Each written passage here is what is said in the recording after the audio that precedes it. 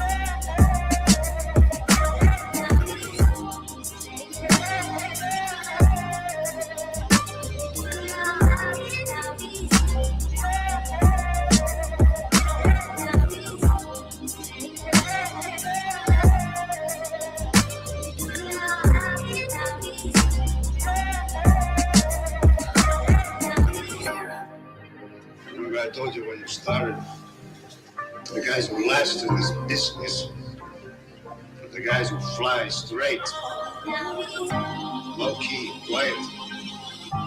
They're the guys who want it all.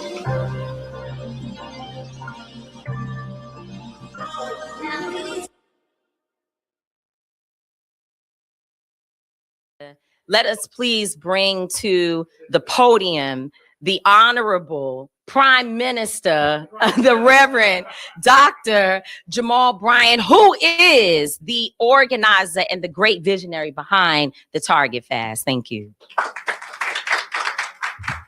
Thank you. Good afternoon to all of you.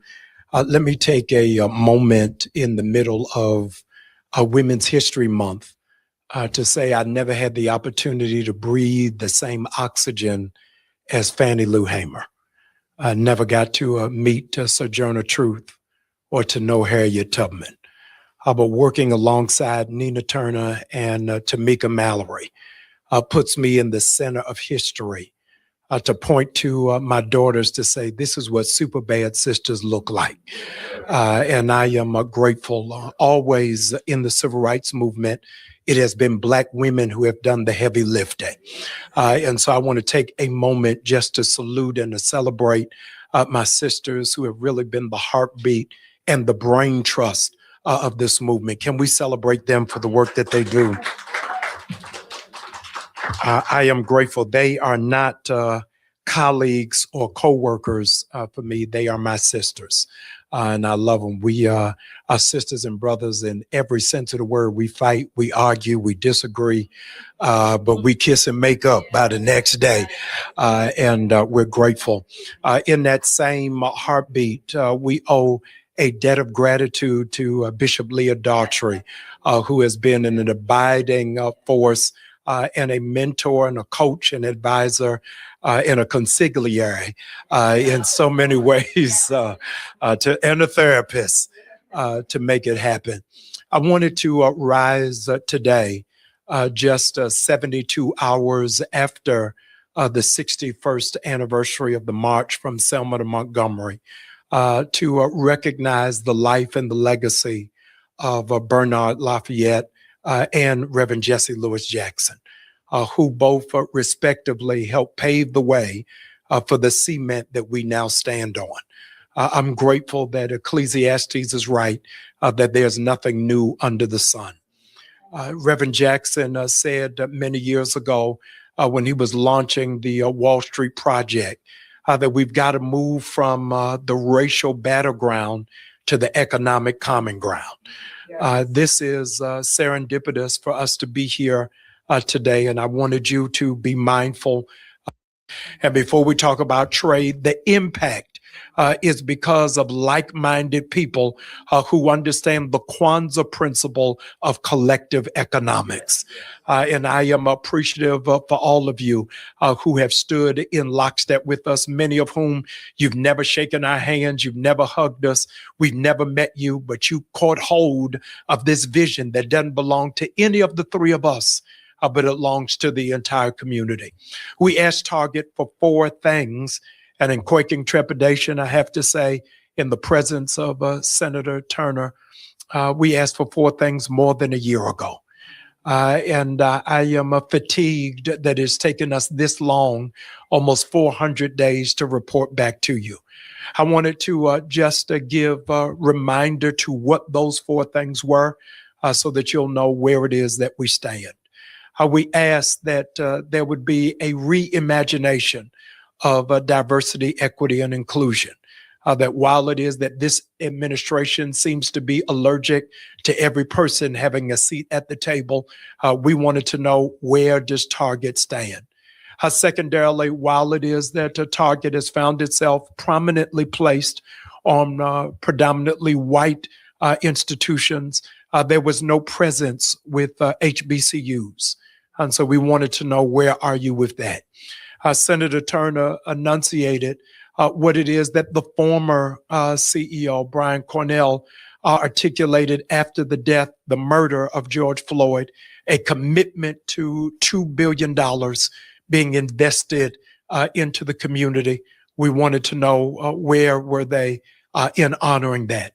And lastly, with all of the money that the Black community invests into Target, would they be open to expanding the capacity for access to capital by investing in Black banks?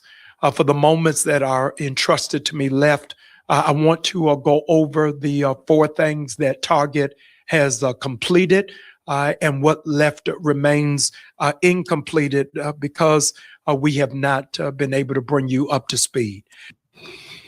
Welcome to the show, y'all. Good morning. Good morning. Thanks for coming out here. We got to talk about Pastor Bryant. This nigga done stole black women's movement, y'all. And on the one hand, I'm kind of like jaded when it comes to these black protest movements. You know, like, you niggas been boycotting Target all this time. I hadn't really noticed, for one. And two, what was I supposed to get out of it? Like, what's really in it for me? I wasn't really much of a Target shopper anyway. I think Target is a place where, like, you know, the few times I've been in Target, I've mostly been by myself. And when you do see guys in Target, they're almost always with their women. It's a place for chicks, really. It's totally a chick thing. And while I do, as a representative of the patriarchy, on the one hand, I do think I have to commend him for just stealing their movement, taking their money. You know, that was a nice move.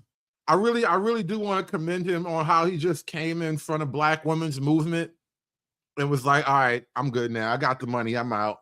Movement over. They paid me. You girls can go back home now. That was a real dope move. I really got to tip my hat to him on that. Way to flex on a bitch, you know what I'm saying? Way to stun on a broad. He really just came in. He swept in, was like, oh, I like this protest y'all got going on over here. It's mine now. Thank you. And what I'm hearing on the internet is a lot of anger right now, a lot of bitterness, a lot of seething right now. They're mad that he just declared their protest over, and black women don't feel like they got anything out of it, y'all. Nigga, please. Hoes mad, hoes mad, hoes mad, hoes mad, hoes mad, hoes mad. This is about targeting women of color in the United States of America. Don't tell me, because I didn't get a single apology. Time has expired. My life was threatened. Thank you.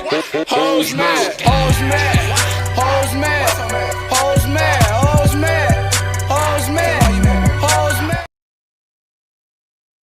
Negotiate everything. Number one, we do not have a quote unquote black leader who can go into a company and take a check on behalf of all the black people. No. Those days should be over. Mm-hmm. And if Target and all these other companies were dumb enough to give checks to people that you think can move the needle, you're about to find out that you've miscalculated. That's what this is right now. Mm-hmm. Number one. Number two, we also have to hold those same people accountable. Stop going in rooms and making deals. Yeah, and for your cronies, for your people. This ain't right. And people who have never built anything outside of an offering plate. I think the problem is, though, that he is a man, a black man nonetheless, but he is a man. And had this been a woman who stepped in front of the movement and spearheaded it and then said, oh, well, this is what we got, this is what we're walking away from, I think they would all be fine, honestly, because the problem is what she just said effectively. There can and nor will there ever be a true king of the Negroes.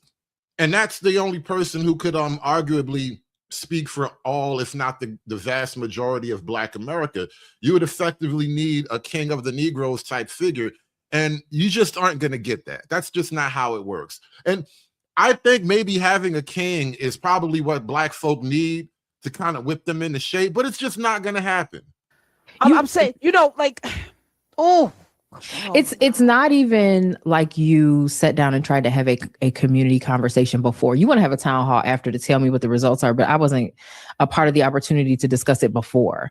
And so, going back to your statement that you said before the break is like, what does it take to build? What does it take to put something together that serves the community, that is actually useful? I think we have to get back to the idea of communing. I have to be willing. I live in a walkable neighborhood. What does that even mean? Got to get into the idea of communing. You a bald-headed bitch. Don't nobody want to commune with bald-headed bitches. Like, that's not how communing works. Like, when I see bald-headed women, I instantly think anti-community. I talk to the people that I go. I don't just roll up in my CVS. I talk to the people when I go to my CVS. I talk to the people I get my bubble tea from. I talk to my dry cleaners that I go to. I talk to the people that are down at the front desk in my building, because I think it's important for you to know who I am. Do you talk to your man? Do you talk to your in-laws? Do you talk to your relatives? You talk to everybody but the people you kin with. That's wild. And for me, me to know who you are, because when something happens on the street, I know somebody and I know how to move around that. And we don't have that anymore. So it feels like, because you can hop on the internet and get a ton of likes, that you have the authority to go in a room and make a decision for everyone. And that's not the way that it doesn't work that way. Now, how does it work then? In this new community, this Keisha-led community full of single, bald, bitter women, how does it work? Explain to us the rules. Because the problem is, right, you have this, quote, boycott, where, again, I really didn't even know Black people were boycotting. How come nobody hit me on my Black line and told me that we were boycotting Target? It's not like I go there anyway, but I would have I would have paid attention to it at the very least. So you had this boycott thing happening, and you're supposed to have an off-ramp to things like this, right? Meaning a boycott wasn't intended to last forever. You were never intended to just be bitter forever and ever and ever about a thing. You were supposed to have a specific set of demands, actions, and behaviors that you can extract from your target, and that would end the boycott, right? It sounds like he achieved that. You're on the receiving end of, hold on, wait a minute, I don't agree with that. And now you've got to figure out how to navigate that. And it's because you were performing community, not actually building it. There's a big difference. And we've gotten disconnected from that. Yes and no. In the case of a Jamal Bryant, he could argue that he has a community, he has a church. People show up every Sunday. That's big, but not to speak for everybody about Target. I agree. But in his mind, his church is big and powerful. It's got big and powerful people in it. And, and he got a social following. So he thinks he's reaching them too. Correct. And because we live in this sort of world. Yeah. Why would no one's ever checked this before? Yeah. So you get to walk through. I mean, this has been going on for far too long. We just laid to rest Jesse Jackson. But, in the wake of that, the media and others have always kind of held up one singular person that they would then, deliver the message to, go tell your people, this is what we're doing. Mm-hmm. But this is not where we are right now. And we should never have been there, if I'm being honest. And to your point, I think of it like everybody who lives somewhere, what you need in Texas is different than what I need in New Jersey, even though we might both be Black. We might both be Black women, and we might both need some similar things, but the nuances of location and the nuances of even culture can inform. So that's why you got. And there you go. You just blew up the entire cause for Black unity.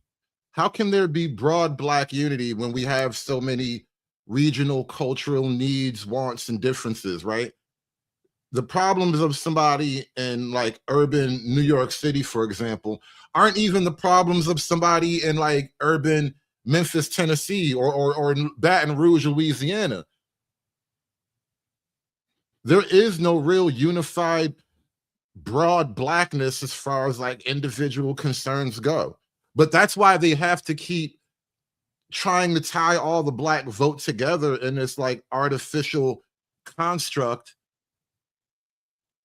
Because what else are they going to give you? If they can't tie you to Blackness, they have to offer you something that actually makes more sense. They have to really give you, quote, tangibles. And isn't that the ironic thing of it all?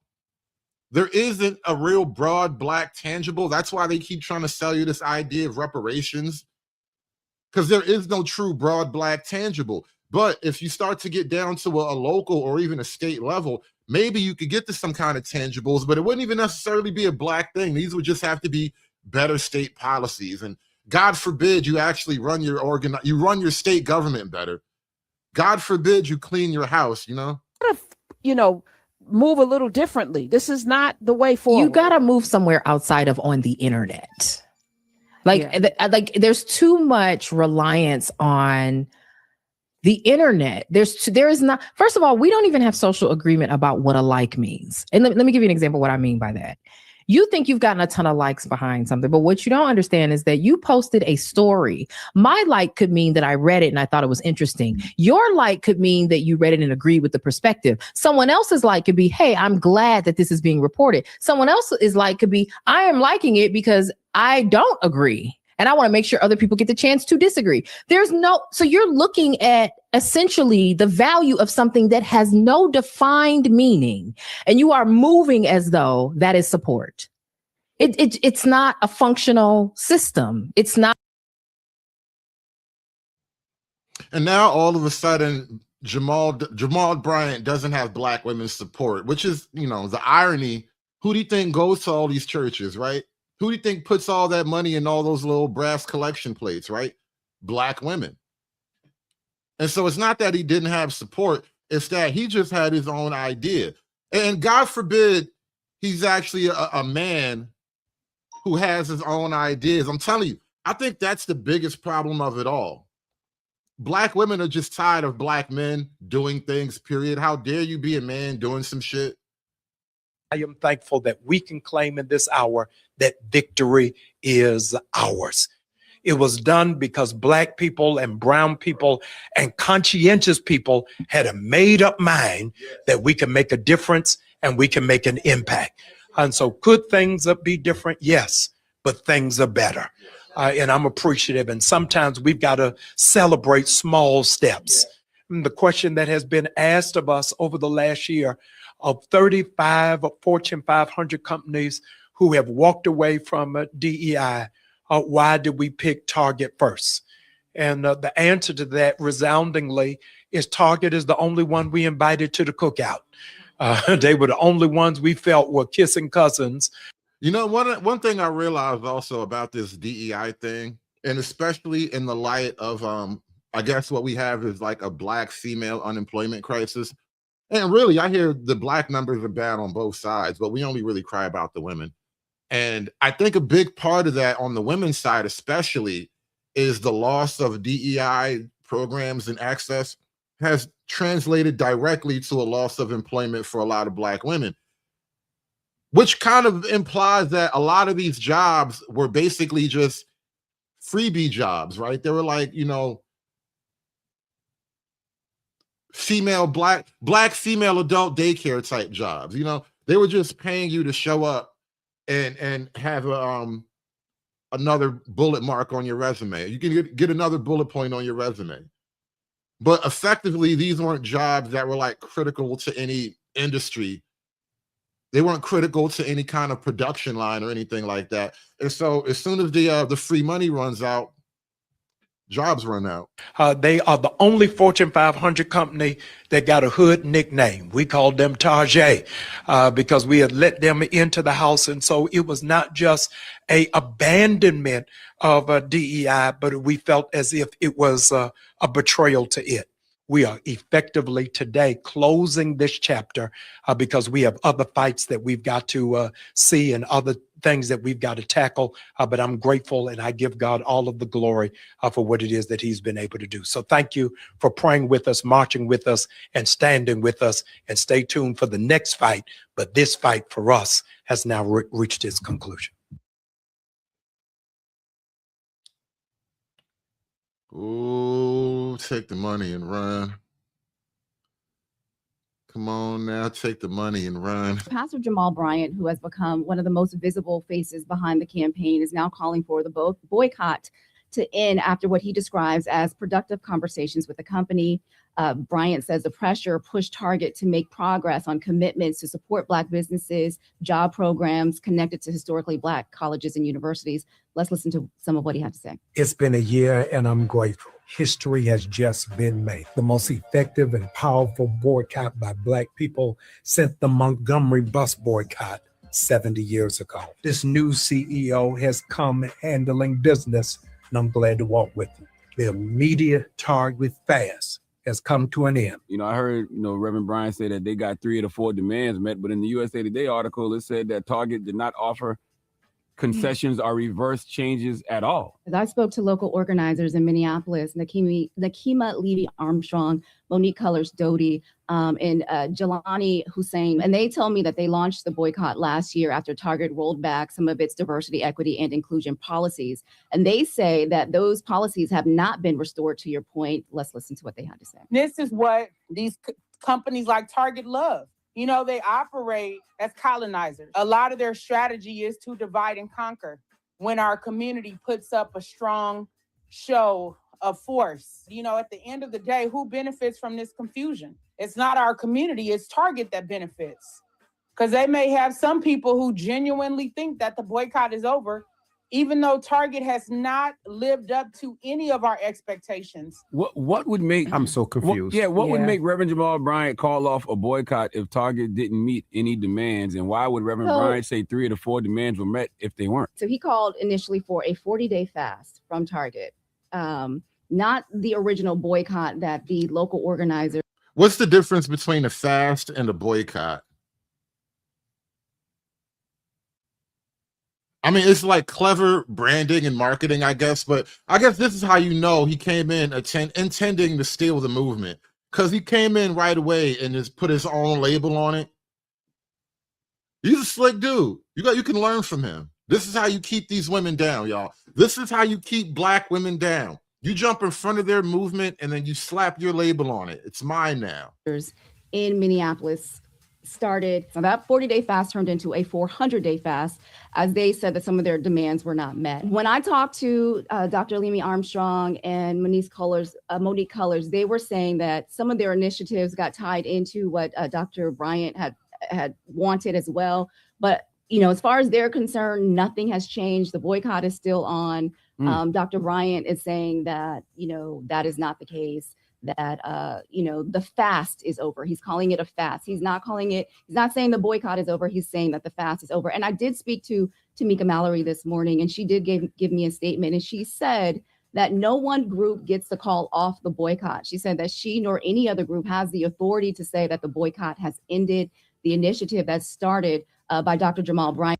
If there's nobody in charge, then what are you even caving to?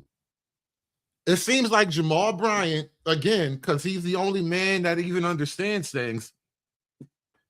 He was like, look, you might as well get something out of it, take the money and run.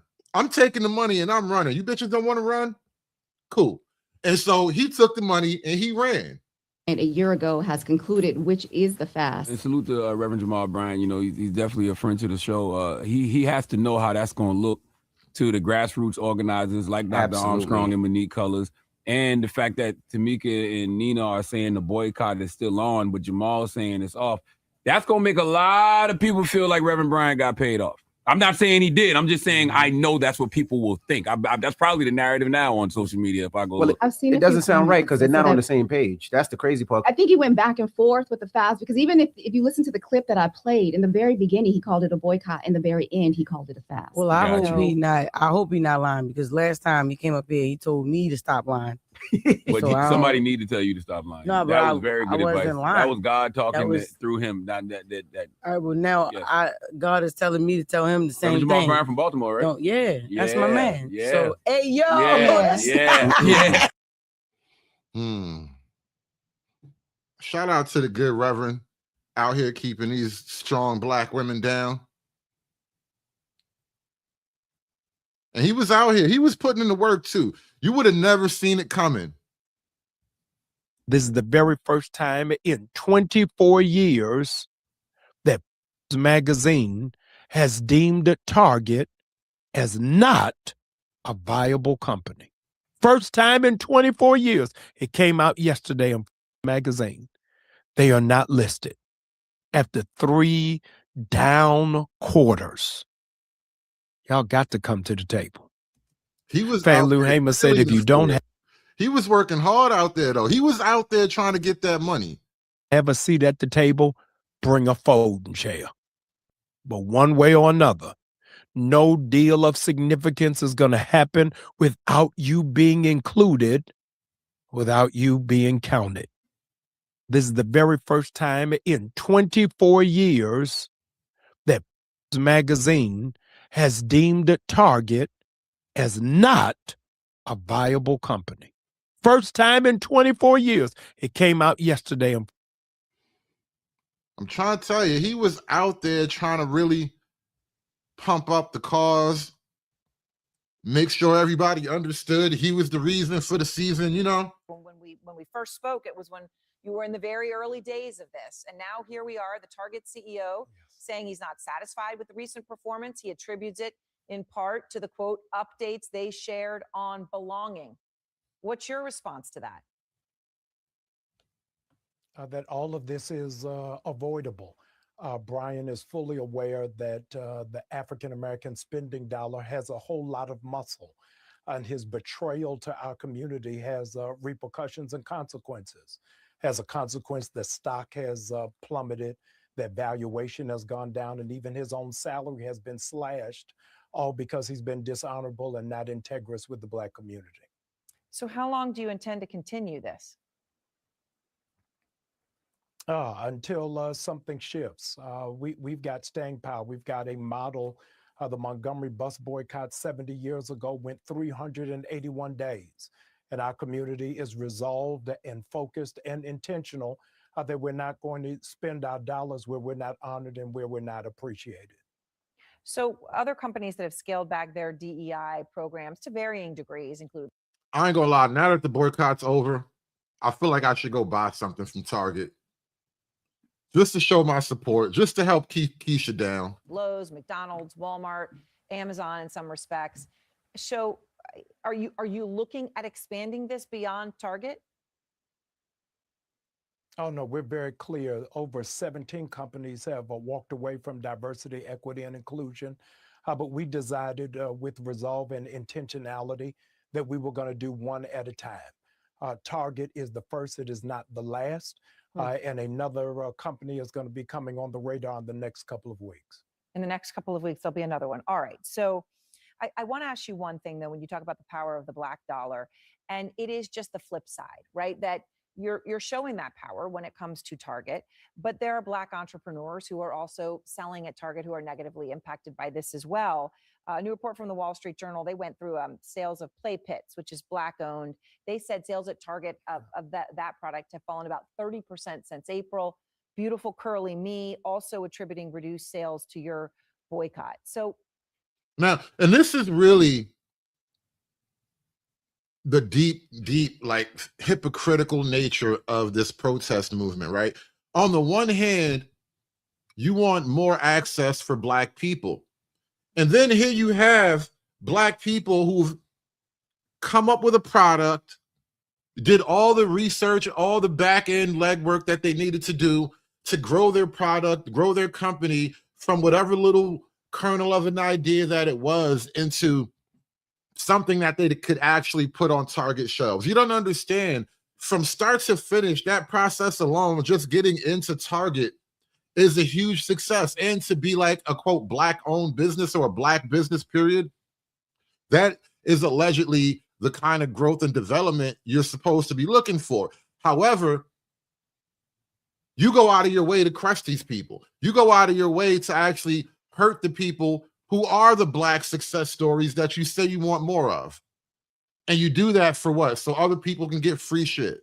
what do you say to those business owners, right, who are members of the communities that you are, conducting this boycott on behalf of? No, we're so mindful of them. That's why we partnered with the U.S. Black Chamber of Commerce. Over 250,000 people have signed up at targetfast.org. And when they do so, we send them a digital directory of over 150,000 Black businesses across the country. We want to support those businesses. We're just not going to do it at Target. And so we'll do it directly through them and through their online platforms.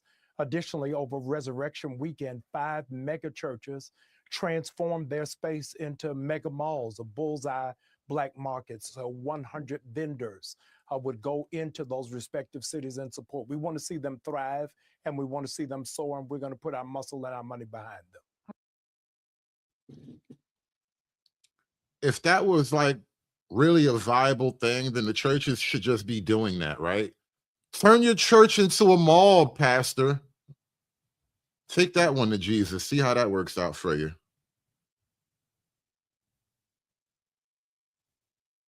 A group of grassroots organizers out of Minneapolis. That's where it is that Target is headquartered. It is also the scene of the crime where George Floyd was murdered. They began mobilizing to ask people in that city, don't darken the footsteps into Target. I watched it and I was awe-inspired. People around the country started posting, and an epiphany came to me that the church has got to be involved. A group of grassroots organizers out. Nigga had an epiphany. You know when niggas have epiphanies, it's always about money. It's like, oh, snap, I need to get that money. Dollar sign started flashing above his head. He had an epiphany, and then he went and got the money. I said, you got 1 week to send me in writing that the Baptist Convention stands with the boycott, stands with the oppressed, stands with the marginalized, stands with the nameless and faceless people who are on the front line. $75,000 Baptist Convention, I'll write you a check. You can't sell yourself out for $75,000.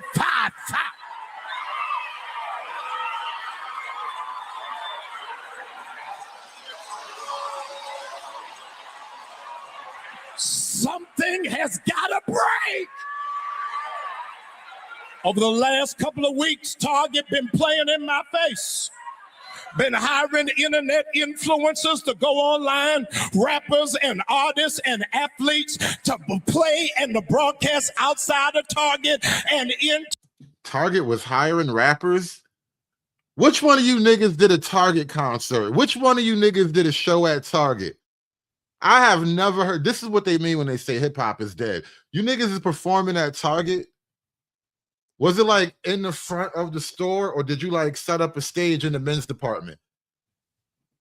I have never. Target thinking we ain't gonna say nothing, but you ain't got to talk directly to me. All you got to do is watch the rerun of The Color Purple until you do right by me. Nothing you do is gonna work. We will break Target, we will break Dollar General, and we will break any company that doesn't honor our dignity. I know these niggas not boycotting Dollar General.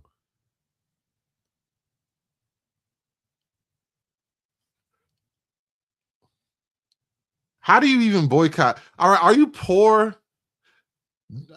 Do you like, I mean, clearly this isn't a church full of poor black people, by the way. And only poor people go to Dollar General. And that's what Dollar General really targets too, right? The lowest income part of the community. We got the cheapest shit here, right? Everybody goes to Dollar General because you can't afford to shop at Target, frankly. So now you're going to make life harder for broke niggas. Why they trying to take our dollar? The devil is a lie. Something gotta break.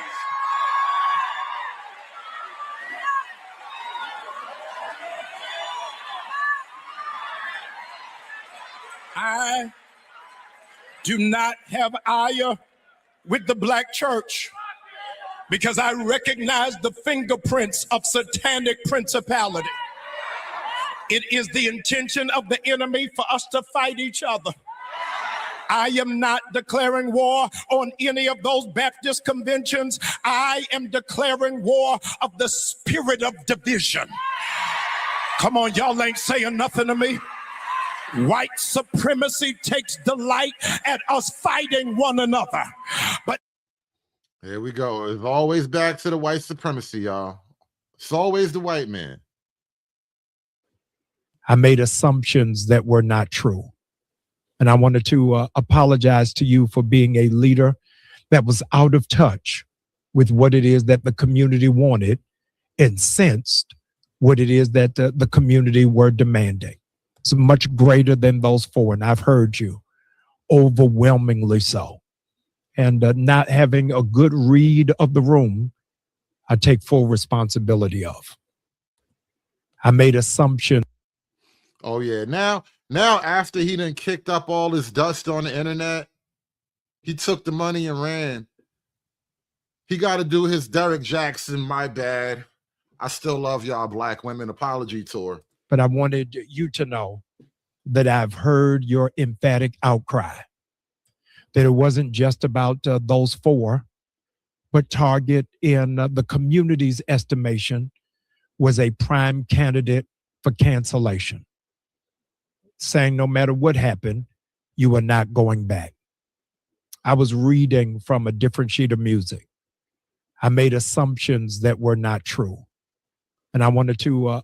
Nigga said, I was reading from a different sheet of music. See, because over here on my paper, it says, your money is my money. But over there on your paper, it said, your money belongs to you. And that's where we got the discrepancy, because my paper says something totally different. That, my bad, I didn't realize we was on a different paper wavelength. Apologize to you for being a leader that was out of touch with what it is that the community wanted and sensed what it is that the community were demanding. It's much greater than those four, and I've heard you, overwhelmingly so. And not having a good read of the room, I take full responsibility of. I wanted to give redress to some things. And nigga said, I didn't read the room. How you catch a nigga stealing in your house and he like, you know what? That is my bad. I didn't read the room. I didn't realize that wasn't cool. It's totally my fault. You know, I'm like autistic and shit. I hope that you'll lend me the time to do it. I am the son of a pioneering womanist theologian.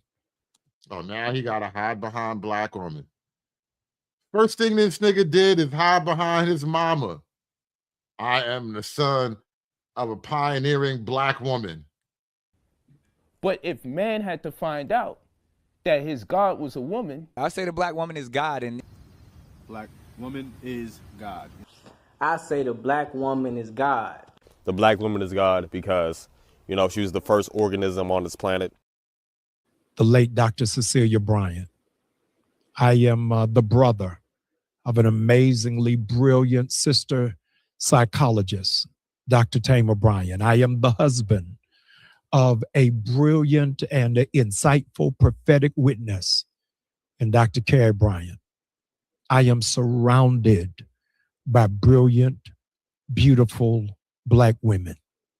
And so in no ounce of my bones or blood would I ever try to co-opt what it is that black women are building.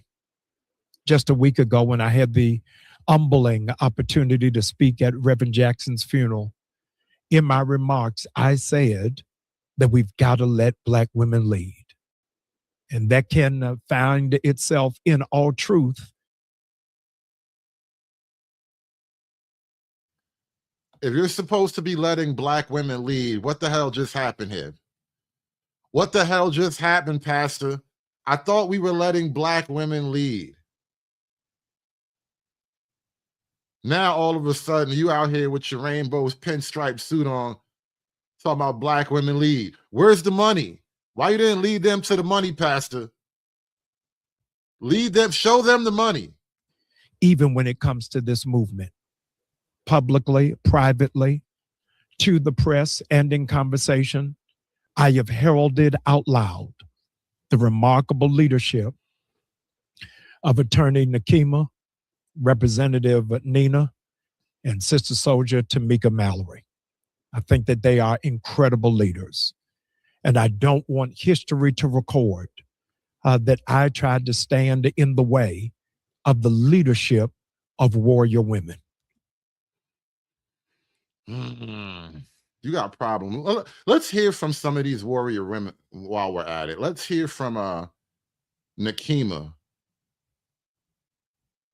Target Corporation, because on February 1st, we let people know we're entering year 2 of this nationwide Target boycott, because Target has not reversed its decision to roll back diversity, equity, and inclusion.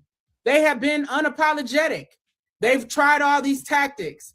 You remodeling their stores, bringing different brands in, making their employees smile more. They think all these things are going to get us to return to Target. And we said, absolutely not. You aligned yourself with an authoritarian regime and turned your backs on your most loyal customers. We are not going back into Target. That was our stance and still is our stance, even with these folks, namely Jamal Bryant, Tamika Mallory, and Nina Turner having this press conference yesterday. And like you said, Niel, you know, Jamal Bryant called for an end to the Target for no reason. Right. The Target boycott is working, right? And I want to just run down the effects so far. Working toward what, though? If your point is to just destroy Target, which that's unlikely, but if that's your point, then there's no reason for anybody to talk to you about anything anyway, because you'll never come back anyway, right? So now, what's your actual point? What is your end goal? Okay. People who may not have been paying attention. Target has lost over $15 billion in their valuation as a company. They've taken reputational hits since the start of this boycott. They've had to replace their CEO, Bryant Cornell, with a new CEO. And before he was uprooted from that position and placed on the board as the board chair, he lost millions of dollars in compensation behind this boycott. They've had months of declining foot traffic since the start of this boycott. Their stock prices have declined significantly since the start of this boycott. So this boycott is successful. If it wasn't, we wouldn't be having people trying to co-opt it. Now, I wonder if this boycott is really the cause of this giant dip in numbers for Target, or is this just something that's happening a little bit broader in the economy? Because it's not uncommon that just upward and downward trends take over, and sometimes your company just isn't doing great at the moment. We wouldn't be having people in Washington, D.C. trying to act like they're running the boycott and calling for an end to it. Why would anyone do that when it is successful? When our people understand the value of us sticking together and using the power of the purse and being disciplined. Because you don't know how many people after we launched this boycott who got in my inbox or got in our comments, well, what about Walmart? What about Amazon? What about, and we're like, listen, God told us focus on Target. We're focusing on Target. If you want to focus on these other companies, you do that. We're doing what God called us to do. And we wanted to be able to measure the results of all of us sticking together. And that is what we have seen. That's why Target is scared. That's why they're desperate. That's why they got Jamal Bryant to try to call off the boycott. But the devil is a liar. The boycott is still going on. It's still going strong. It represents the power of the people. I think that is a... From my understanding, I heard that they received an NAACP Image Award as well. At least Jamal Bryant did. You know, as a result, he did. He got an NAACP award off of the Target boycott that he did not start. So think about that. That is a lot of social capital, cultural capital, awards. And I would say the most dangerous thing that happened during that time is him being allowed at the negotiating table on behalf of Black America. It is very dangerous to have someone who lacks integrity, willing to lie as a pastor out in the open, willing to co-opt a movement he did not start and manipulate the truth at the negotiating table for Black America. And shout out to Pastor Jamal Bryant with the sudden betrayal. Who I never saw this one coming. He just totally backstabbed Black women, y'all. Love to see it. Love to see it. Hoes mad, hoes mad, hoes mad, hoes mad, hoes mad, hoes mad. This is about Target. targeting women of color in the United States of America. Don't tell me, because I didn't get a single apology. Time has expired. When my life was threatened. Thank you. Hoes mad, hoes mad, hoes mad, hoes mad, hoes mad, hoes mad, hoes mad. Think about the outcome of that. You're at the negotiating table. You don't get any of what we're really asking for. So what do? Call a press conference at the National Press Club in Washington, D.C., selling out our community and claiming the boycott is over. Who in their right minds would do that? We were winning. We are winning. She said we were winning. We were winning. We were about to own Target. They were going to give us the whole thing. That's right. We are winning. Unified our community has been in years, and this is arguably the most successful, if not one of them, right? Economic boycotts in American history. Damn, son. She said they were winning. Why would you steal their win like that? Can black women get a win? Can black women win anything? 92%, please help me so I can go to sleep. I sat down here to make this video. Please stitch this video and help me answer a burning question and tell me why you think that pastor, that man, Jamal Bryant, and I know it's, I guess, an important church. I guess he's got a big following. Okay, please stitch this and tell me why you think he thought he could speak on our behalf. What is going on in these churches? What is going on with us in different corners of the world that I thought we had sort of left behind us? What is going on to make this man think that he could ever? I'm telling you, it's only because he's the man. I promise you, if this was Oprah, if Beyonce had to pull this move off, if Jasmine Crockett had to pull this off, they wouldn't have said nothing. They wouldn't have said nothing. But only because he's the man, they're like, oh, who does this man think he is making deals on behalf of black women? Right, because he's a black man. He has no place. He has no authority. Negotiate anything on our behalf, to accept empty promises of what they finna do on our behalf, and it's over. Please tell me why y'all think he felt like he could do that. What is going on in this church is that this man felt like he could do that. What do you think he was getting, allegedly, for negotiating this for us? Please stitch this and tell me who you think gave him the go-ahead and say, you should do it. Yeah, do it. They need you to do that, Pastor. That's your job. That's your role. Please tell me what y'all think. Y'all know I'm deconstructed. I'm way at... Deconstructed? What does that even mean? Like in chick speak, what does deconstructed even mean? Is that another word for old? What does that mean? I'm way deconstructed. Please help me. Please stitch this and tell me, answer those questions for me. Please. Thank you. So I can go to bed. Well, I was having such a nice day today, too. Coach Kat took me to the beach. Thank you for stitching this.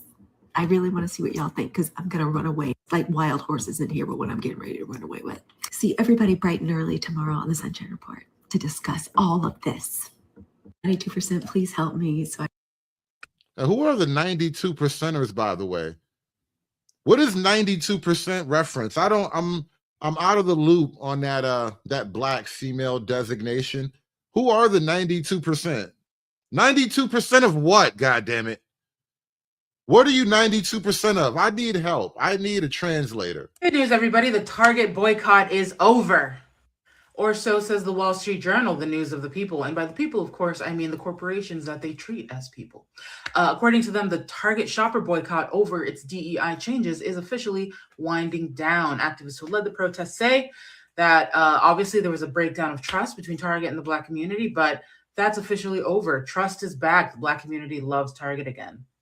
The first question I have for the Wall Street Journal is a question I always have for the Wall Street Journal, which is, who said that? Now, part of the confusion seems to stem from the fact that a few days ago, Atlanta pastor Jamal Bryant went online talking about his own personal abstention from shopping at Target for Lent and other things. And some media outlets, some sources. He gave up Target for Lent? Isn't Lent a Catholic holiday? Now, I don't really understand every individual faith tradition. Like, I don't know what the difference is between like a Methodist and a Baptist and a Calvinist and all these things. Like, I don't really understand, but I do know the Catholic Church has a lot of like long-standing traditions and whatnot, and I could have sworn Lent was one of them. Is Jamal Bryant a Catholic Southern Baptist? Like, what is him? Why would he celebrate Lent? I never knew that was really a thing. Extension from shopping at Target for Lent and other things. And some media outlets, some sources took that to be an official declaration of the end of the boycott. Bryant has since come online to say that that is in no way, shape, or form what he intended to say, that the boycott, which was started by Black women, by the way, is very much not over.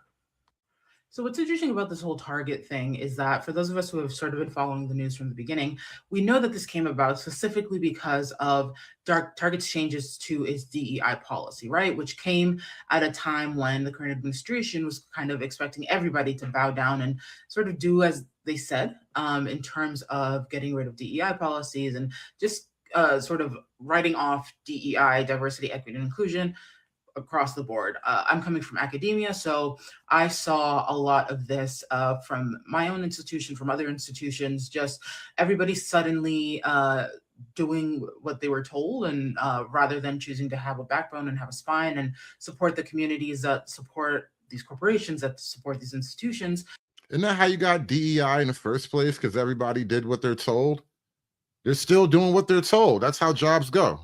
Sort of pulling the rug out from underneath everybody, often without an explanation, often really just doing what they were told before it was even really a mandate. Like, it was really just conversations that were starting. No one ever was actually forced to do anything, which we found out recently. But with regard to Target specifically, what I find really fascinating now is that Target is really putting itself out there in terms of flooding all of these news sources, including the Wall Street Journal, saying things like, yeah, we are investing so much money in turning this around. We've invested $6 billion, according to an article that came out today, in improving sales for Target, because our sales have been going down for weeks, if not months at this point. So in passing, you may think, cool, Target is growing a spine again. They're gonna, reverse their, reverse the reversal, I guess, of their DEI policies. And what do Black women get out of DEI policies at Target, though? And like I said before, I think it's just directly about a jobs program. And then if you think about it, lower class, lower class, lower income Black women already work at Target. So who is this jobs program for anyway? Like, if you want Target to implement a DEI program, where if you go to any like urban or any close to an urban area Target, they have poor Black and brown women working there already. Everybody on the floor, Black and brown. Hell, there's some Targets you go to, you might as well learn to speak Spanish. Everybody's already poor, Black and brown. So who is the DEI for anyway? It's for college educated bum bitches who can't actually hack it in the professional world without a handicap. Basically, you have to give them the DEI handicap so they can get a nice job at Target in the corporate office, though, not on the floor with the poor people. Sort of start to do the work to rebuild that connection and rebuild that trust with the Black community specifically, who has been driving this boycott. Of course, that's not what's happening at all. Target's big solution to this problem of lacking sales and broken trust is to bring in more technology and improve technology to improve their overall performance. A chief executive at Target telling news sources and investors earlier this month, apparently, that Target has lost its way and that people have been complaining about messy stores, high prices, and less exciting products. Not a single mention of the boycott, not a single mention of DEI. So what's the solution here that they're actually proposing? Shoving AI further down our throats, bringing in ChatGPT. This is exactly what you get now. And look at this. So by putting pressure on the corporate end of Target to give more corporate goodies to Black college educated women, you're actually making life harder for poor women who need the jobs. Those women need their job, their corporate job. I mean, I'm sorry, those women on the floor working regular retail end jobs at Target, they need that. They're a lot more desperate for that job than you are for your DEI handout job. But you see how that works, though? Because you can't get your DEI handout job, you're now going to have a lot of the people on the floor replaced with AI and robotics. Incorporating more artificial intelligence into their platforms, better algorithms for forecasting sales, and continuing to invest in partnerships with massive technology companies. Because why not? If AI has no haters, I'm dead. I'm telling you that right now. But the fact that these companies continue to dance around the issue, completely ignore the issue, tells me that they're continuing to willfully ignore what is actually driving them into the ground, which is the fact that they have not done the work to repair the trust that they broke. And not only that, they have not done the work to show that they are actually committed to their customers and their clients, as opposed to current may or may not be fascist regimes that we know are actually pretty much fascist regimes at this point, right? I personally don't remember the last time I shopped at a Target, and I don't plan to shop at a Target in the near future at all. There's other places for me to spend my money. There's You know, I'm starting to realize too, when you listen to especially like overweight dysgenic leftist people, when they say things like fascism, all that really means in their mind, fascism to them is basically, we won't let you be gay, weird and gay in public. And honestly, they're not wrong. That's basically what fascism boils down to on a practical level. We will not let you be weird and gay in public, all right? If you must be weird and gay, please do that behind closed doors like a respectable weird gay. But no, you niggas want to be weird and gay everywhere, and now fascism is on the rise. Hey, y'all. So as you see this, a Target boycott ends with no concession to DEI rollbacks. And Jamal Bryant, Nina Turner, and Tamika Mallory took their asses down to do a press conference today to claim that the boycott was over and go over some of the concessions that they did receive. The problem with all of that, though, is Jamal Bryant doesn't speak for us, and he did not start this boycott. And it's really irritating how these people that have these positions and they think because they pastor this and that or reverend this and that, they speaking for all the black people. So you don't went down here and negotiated some shit with Target that wasn't even what the fuck we asked for. And you weren't even really initially a part of this. You done negotiated some shit and then made a promise to these people that we coming back, and you don't waste their time because we're not, because you are not the speaker of the black folks. And that who is though? If Jamal Bryant can't be king of the Negroes, then who is? I'm not saying I want to be the king. You got no, you do not want me as your king. All right. The beheadings would start immediately. But if he can't be the king of the Negro, who is? Because you need a king of the Negro to speak for the Negro, right? That's the problem. They used to think Reverend Al Sharpton, Reverend Jesse Jackson were the speaker for the black folks. Now it's like, Jamal Bryant, are you trying to move into this role of the... Maybe it's Ayanna Presley. Maybe Ayanna Presley should be the king of the Negroes, because we know ever since the woman king, a black woman can be king too. And maybe a black woman should be king of the Negroes, and that'll shut these hoes up. You think you the speaker of all things black? You're not. You're not. And we're not going back. And here's the thing. So they did not even offer a concession to reverse changes to the DEI policies because they're scared. So they wouldn't even do that. But they have a program that he's claiming, oh, they're going to bring this program Belonging out. The Belonging program was already out, sir. You didn't do nothing by doing that Belonging program because it already existed before you even came into the picture. As you can see here, Nikema Levy is even quoted as saying, how can you call off a boycott that was focused on DEI and you didn't get any DEI results? So you're standing up here jumping on the bandwagon of a boycott that was already going on, that was related to DEI, and didn't even get no results for DEI. And the people who actually called for the boycott are her. She's willing to hold them accountable. And then here's the problem. You get Target coming out with, we're pleased to be moving forward and we'll continue showing up as trusted neighbors. No, you won't, because we're not coming back. And I'm sorry that Jamal Bryant wasted your time, because we're not coming back. And that's why this right here, the Target boycott is not over. The reality is the black women that started this boycott, which are Nikema Levy Armstrong and Monique Color Doty, they're the two black women that started this, and they're the ones are adamantly saying this ain't over. You know, ever since BLM, we've learned not to trust black women-headed movements anyway, which is honestly, as much shit as Pastor Jamal Bryant's getting right now, I just don't care. I just don't care. I'd rather him steal the money than have 3 college lesbians steal the money. I'm just team man, right? I am on team patriarchy. I would rather a man steal the money and run away with it than these lesbian bitches steal the money and run away with it, all right? I'm bitter and petty like that.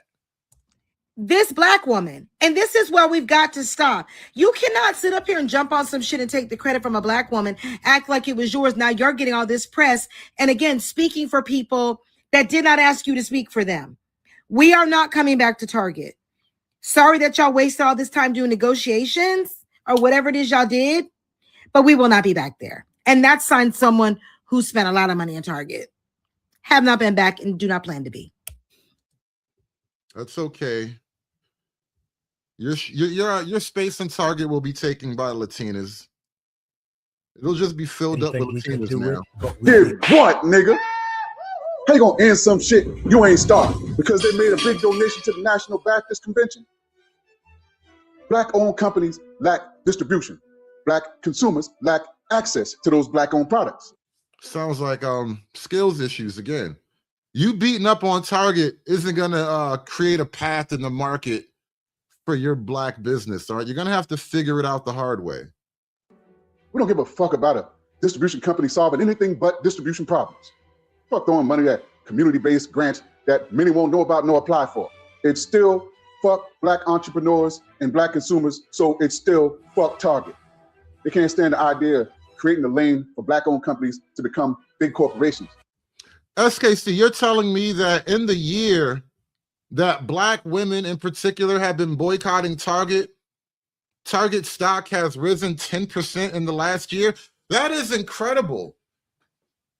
And you remember back in the 90s, what did Wesley Snipes tell us? Always bet on black, right? He was not talking about Keisha. We're realizing that always bet on black has its limits, right? The limit is Keisha. Capable of supporting their own communities. They'd rather set up HBCU scholarships so we can work for their corporations.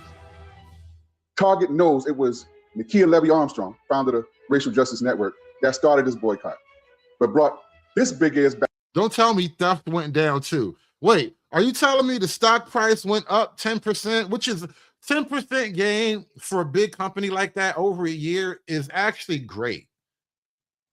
If your company is making 10% gains year over year, your job is secure almost indefinitely, right?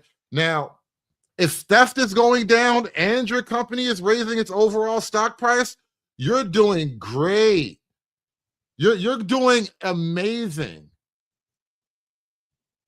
Bet on black, they tell you, huh? Asked it to the table because they knew he could be bought. Nigga, nobody appointed you to nothing but the pastor of your church. Talking about some boycott over. Get out of my sight. They didn't think we could do it, but Oh, hi, this is part 2, Jamal Bryant, the Target boycott, and the fact that I knew that this was never about community unity for Jamal Bryant. It was always about a level up. If you need to understand, go to part 1. We're starting now. In part 1, I told you that my candidate had layers of overlap with Jamal Bryant that would make this a great interview. The number one as to why this would be a great interview and the interview would make sense. This community leader used to be a member at Jamal Bryant's church, Empowerment Temple. This local politician and community leader had already done community service projects with Jamal Bryant in Baltimore, Maryland in the past. My candidate's main talking points for his campaign was that he wanted to bring a grocery store to his city because currently where he was, there was not one, meaning that if you needed to go to the grocery store, just go pick up some odds and ends, you had to leave and go to your local store. What was the local store? A Target, meaning that he's not just a community leader who went to Jamal Bryant's church, who has already done community service with Jamal Bryant, but he was a community leader serving a largely Black and brown community wherein that community actively actively goes and patronizes Target on a daily basis. Also want to say that at this time, I did a video about the Target boycott that did like 70,000 views in 24 hours. And in the comments, people were telling me that they wanted to support the Target boycott, but they lived in areas where Target was their only option for a grocery store or a store. So this story and this conversation had relevance outside of just this local politician's area. And again, would have been impactful for more than one reason. All of that, I was told, oh, Jamal Bryant is only doing mainstream media like CNN and Fox News for this. So you mean to tell me that Black women started a Target boycott, a Black pastor then put it on his back and said, I'm going to help lead this for my community. And then I bring you a community leader to have a conversation with a community leader who serves a community, who actively pours dollars into Target, into all of that. We're told we're only doing mainstream media. But wait, send over his following list and we'll see if he's big enough for Jamal Bryant. Again, less about the no and more about the fact that this is a cause that Black women started. Is it just me, or is the gender war everywhere? Like, and I try not to just gender war all the time, but every night of my life, I gotta fight a bitch. I swear to God.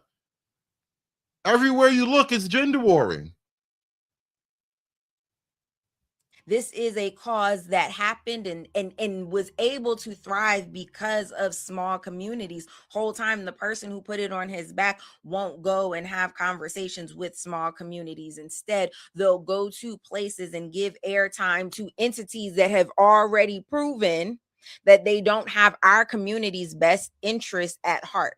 This Target boycott was truly about community unity. How come the community don't like that you just got up and ended it? Who said you could do that, Jamal? If you ask me, it's really smart, because if we don't host any town halls and if we don't speak to any small communities, when we get up and we do a press conference and we declare the Target fast over, I don't have to look anybody directly in the face because I didn't promise you anything. Oh, hi, this is part 2, Jamal Bryant, the Target boycott, and the fact that I knew that this was never about community.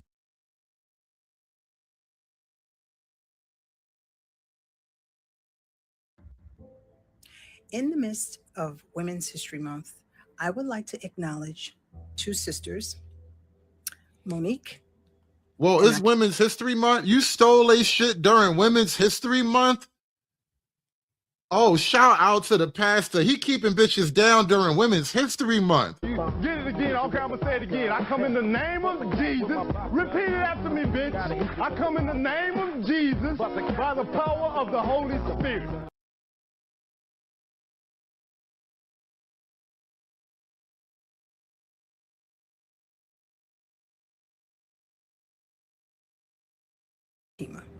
I would also like to acknowledge my brother, Jaylani.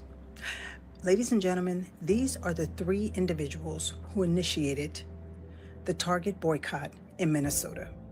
This boycott was not initiated by a pastor in Atlanta, Georgia. I'm going to tag them in this post, but I want you to understand something. This Target boycott started because Target rescinded on their DEI initiatives. It wasn't about money for something. It wasn't about money for this or that or whomever, whatever. DEI initiatives are literally money for this, that, but it's money for a particular group.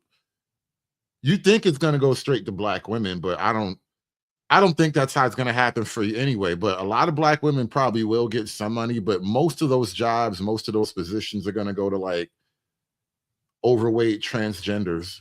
And I don't know where they got all these billions and millions of dollars, because I know their stock plummeted and I know their sales went down during the initial stages of the boycott. But with all of that said, I want everyone to understand these 3 individuals are being overshadowed, overlooked, and pushed to the side.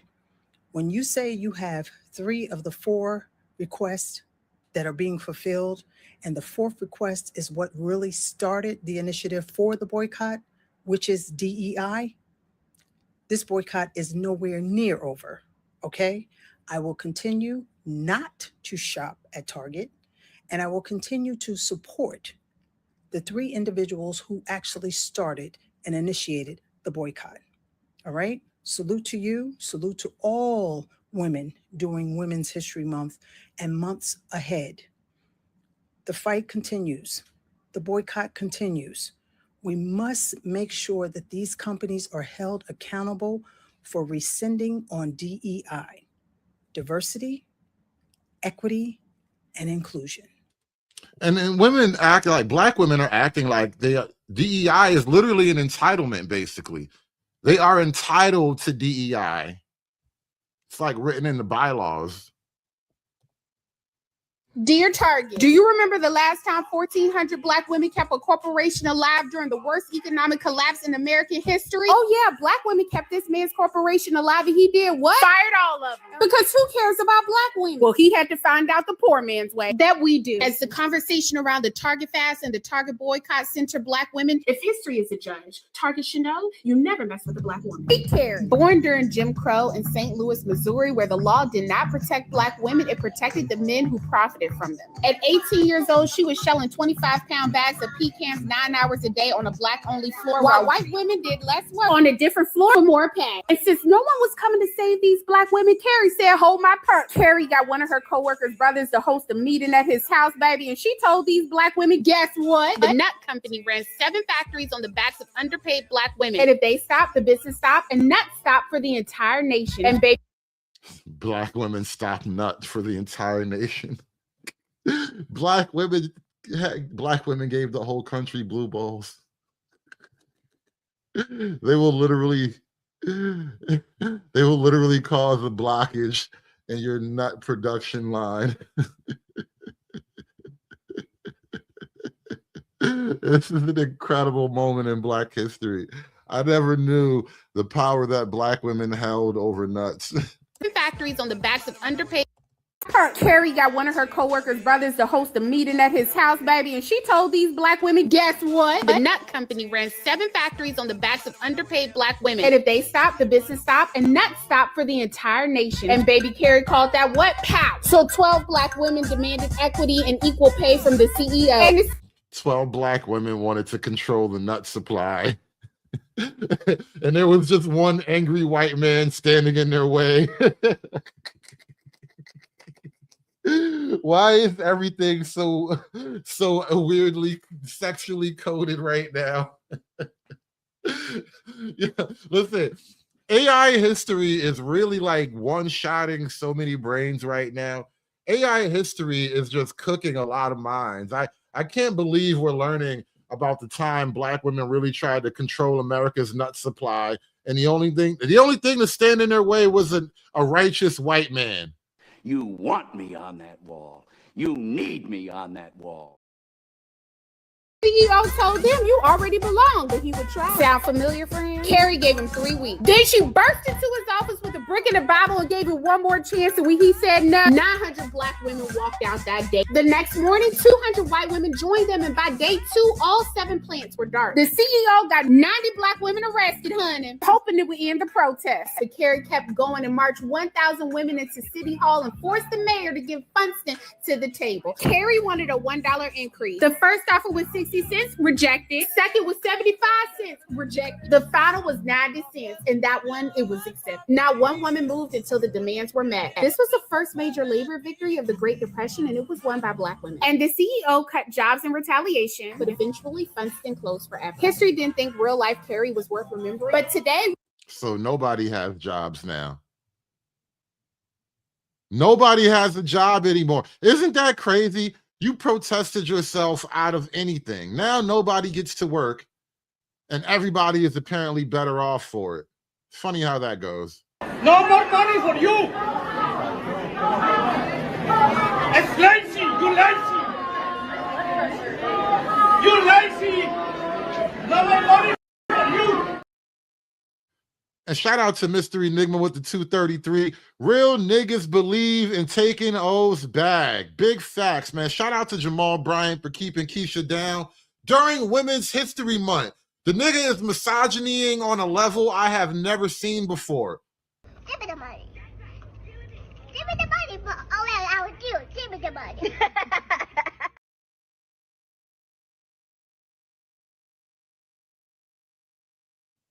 We got to make misogyny a verb, all right? When you're committing acts of misogyny, you are misogyning. I like how that goes, all right? Pastor Johnson is misogyning on levels otherwise never seen before, all right? Yeah, we just turned misogyny into a verb. Actively engaging in acts of misogyny. That's misogyny. Gonna put that one in the Urban Dictionary. About this Target boycott, because we said what we said, like the boycott is still on, like after what Pastor Jamal Bryant is saying. However, I do want to add, like, this is why I maintain we need to decenter men, because I feel like if Tamika Mallory and Nina Turner are saying, like, we're not on the same page as Pastor Jamal, we're still boycotting Target, why would you go up there and be on that, panel with him? Why would you do a joint press conference where he speaks for 20 minutes and you speak for 2? And the times that you're speaking aren't even being broadcast or aren't even being republished on other sites. Like, I feel like you allowed yourselves to be a shield for him. You know what I'm saying? Like, I think he knew he couldn't go up there by himself because he would feel the wrath of Black women as he's feeling now. But it would have been more without y'all being a shield. Like, it just didn't make sense. I also think it was just disingenuous. Like, nobody referenced Nikema Levy Armstrong. So it's really hard for me to believe that y'all are on some, I'm not going back to Target. Y'all should do what's good for you. But, power to the people? Nah. Power to your pockets. I don't really have much else to say about this Target boycott because we said what we said. Like, the boycott is still on. Like after what Pastor Jamal Bryant. We are asking people continue to stand with grassroots leadership in the state of Minnesota, where Target is actually headquartered, and not clout chasers, not fake pastors, not fake activists trying to co-opt our work. These people have received awards from the National Association of the NAACP and the Route 100 for our work. So they have no... Straight up took your shit. Pastor took your shit. Who do you tell when pastor take your shit? Because normally, somebody in church takes something from you, you could like run it up the chain of command, the old ladies, the deacons, the co-reverend, then eventually you get all the way up to the pastor, right? But when pastor take your shit, who do you run to? You got to pray on it. You should pray on it. That's what you hoes need to do. You hoes need to pray on it. Credibility. They don't speak for us. They didn't stand in the gaps for us when George Floyd was killed or when Operation Metro Surge happened. We stood for us and with the community. We speak for us, and we will never sell out our community for crumbs or a seat at Target's corrupt table. So we are asking people, continue to double down and hold Target accountable. The boycott continues. Thank you. We are asking people. From my end, the Black community should not return to Target. Jesus Christ. When a corporation benefits from Black culture, Black dollars, and Black loyalty, but retreats the moment equity becomes politically inconvenient, it sends a message about whose support truly matters to them. Maya Angelou once gave the world this timeless warning. When someone shows you who they are, believe them the first time. For millions in the Black community, the retail giant Target has done exactly that. And now, after months of boycotts, declining foot traffic, and attempts to repair its image by throwing crumbs at the Black community, the question arises of whether or not now we should return because of said crumbs being thrown at our community. When corporations make choices about justice, equity, and inclusion, they reveal exactly where their loyalties lie. So why should I use my hard-earned money to make them richer and more powerful. I will not. This all started back in January of 2025. Target announced it would end several major diversity, equity, and inclusion initiatives and goals it had previously set. Target said it was responding to an evolving external landscape and political pressures following policy changes in Washington related to federal diversity programs, thanks to Trump the Chump, also known as the MAGA Initiative, to protect white privilege in place of equality, diversity, and inclusion. Changes included ending certain DEI goals that had been tracked for 3-year cycles, scaling back workforce and supplier diversity initiatives, halting or restructuring programs designed to support Black employees and Black-owned brands. These initiatives were not symbolic gestures. But they already had Black-owned brands and Black employees. And again, having Black employees is a completely regional thing. It depends on where you set up shop. They were created to address inequities in hiring, promotions, supplier contracts, and representation inside this major corporation. When they were eliminated, the message to Black consumers was unmistakable. Our response was swift. Community organizers like myself, preachers, and other community leaders organized boycotts, encouraging Black folks to redirect their spending away from Target and towards Black-owned businesses first, and other businesses that still stood behind diversity initiatives. The economic consequence was just as swift as our Black action. Target stock dropped significantly, and the company lost more than $20 billion in market value. Sales and foot traffic declined and are still declining since Black consumers pulled their dollars. In the US alone, Black consumers represent roughly $2 trillion in purchasing power, meaning where the community chooses to spend or not spend can move markets. DEI was created because white people couldn't be trusted to hire and promote fairly. So the government had to write it into law. Critics of diversity initiatives often try to distort what DEI stands for, but the concept itself is that straightforward. DEI is not about favoritism, and they all know it. It is about correcting structural barriers that have existed for generations to keep my people at an economic disadvantage. And see, there it is. It's just a jobs program. It really is disability advocacy. That's exactly what it sounds like. We have to make set-asides for the slow kids, basically. They don't want to call it that directly by name, but that's exactly how it reads, though. Why does his shirt say BBC? Without intentional efforts to address inequality, systems simply reproduce the inequities already embedded within this racist system. The cycle continues only if we let it.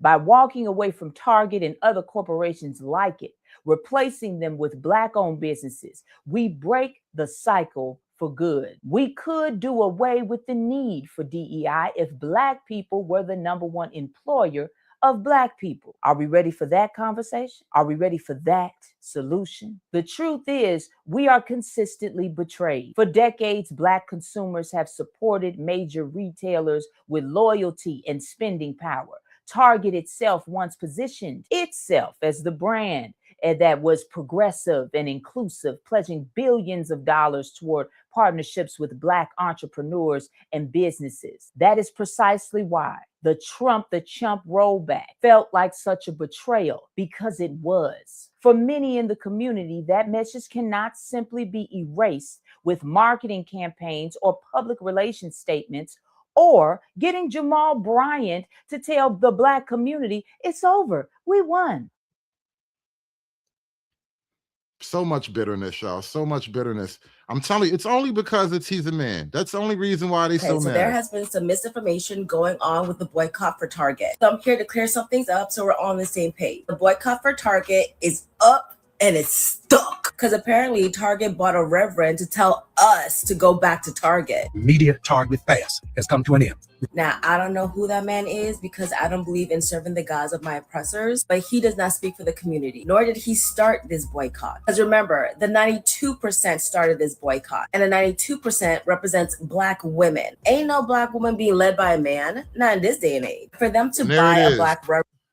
And there again, they keep saying in little ways, she just kind of put it together bluntly.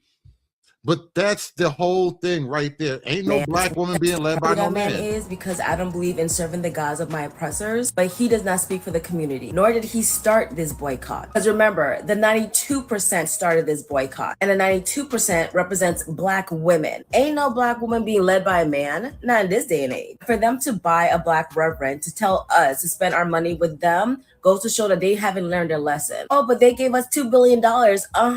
And when are you going to take it back? You showed us who you were when you dropped DEI to appease your white supremacist base and then spat on our faces saying that you didn't need us anyways. And now you're coming back to us saying let bygones be bygones. I'm here to let you know that this boycott for Target is generational. And yes, there are some who still shop at Target. They were never the ones that stopped in the first place. But for the people who stopped, we already developed new habits. We don't need you anymore. But you tell me, is this boycott for Target over for you? Okay, so there.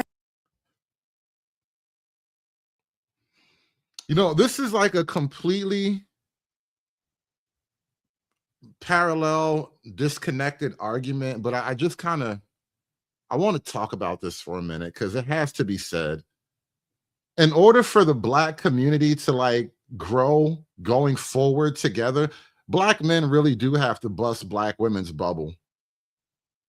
They really do have to be brought down a lot. Because, I mean, they're really at the point of just open hostile rebellion.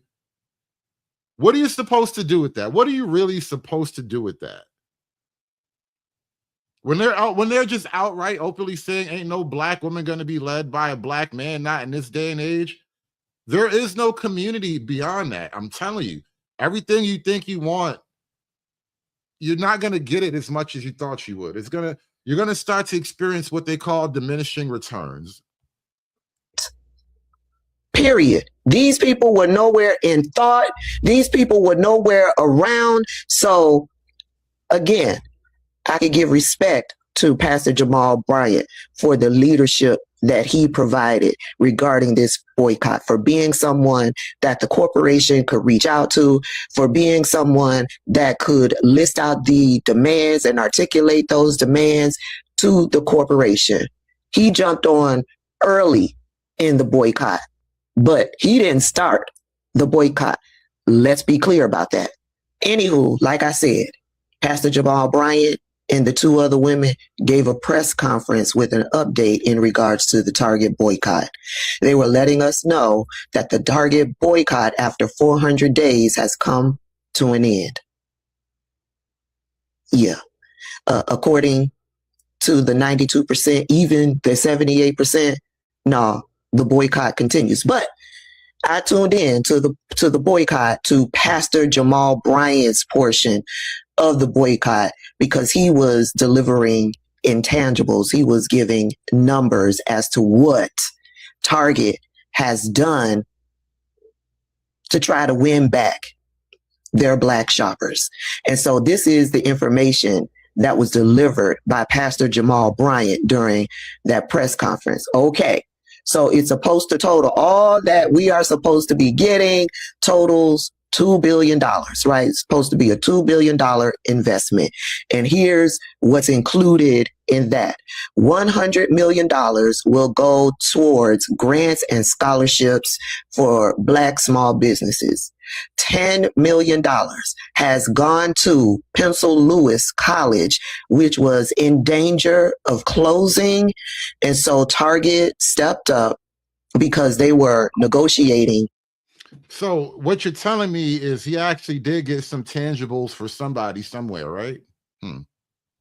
Things for Target to do as it relates to HBCUs. And so Target stepped up with a $10 million donation to Pencil Lewis College in Detroit, which is supposed to be an HBCU. Or did they just give some money to some Detroit hustlers, man?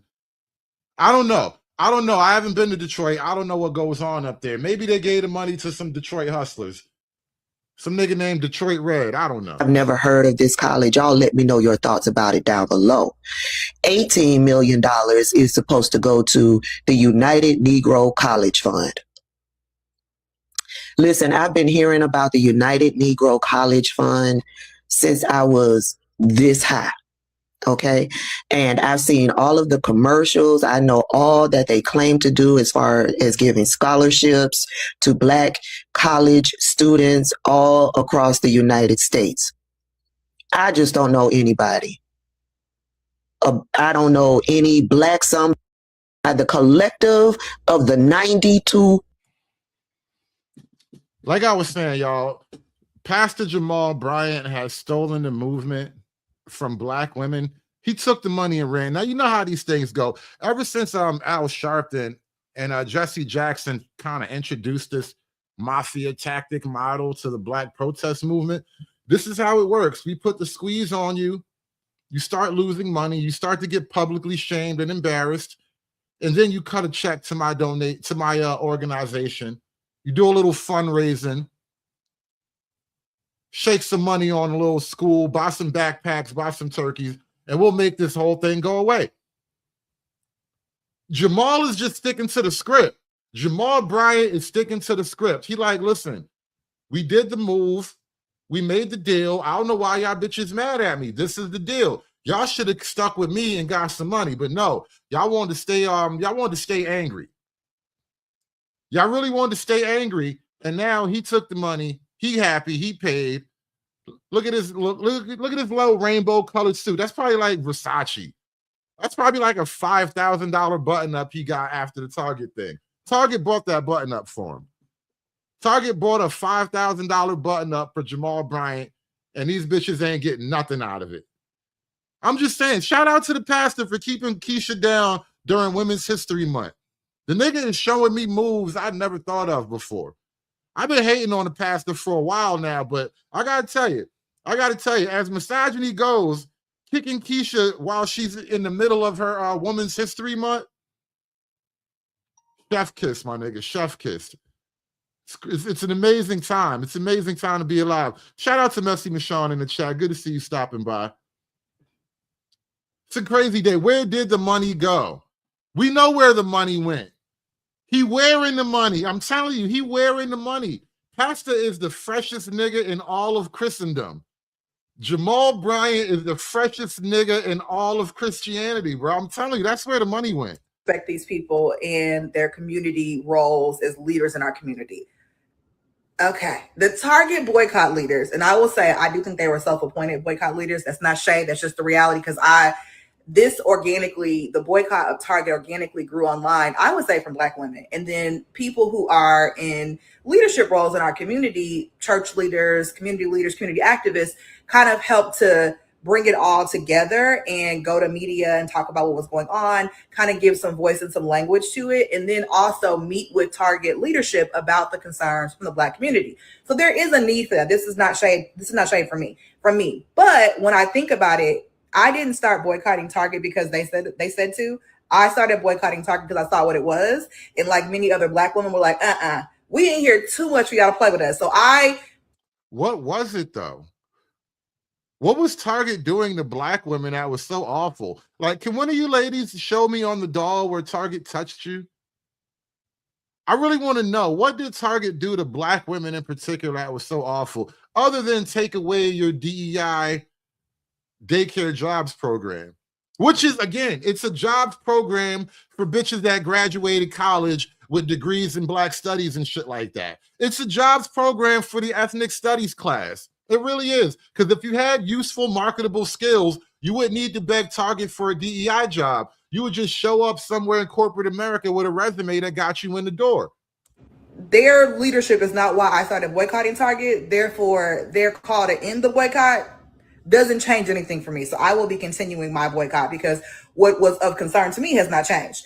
Even in the news article shared by these folks, the headline says, boycott's over, they didn't get anything for it, basically. And so I'm reading it, and one of the people was saying, listen, they didn't change anything or roll anything back. And then Jamal Bryant, in one of the articles from you, Snowman, why is it that every day you come here, you learn a little bit more about black jobs?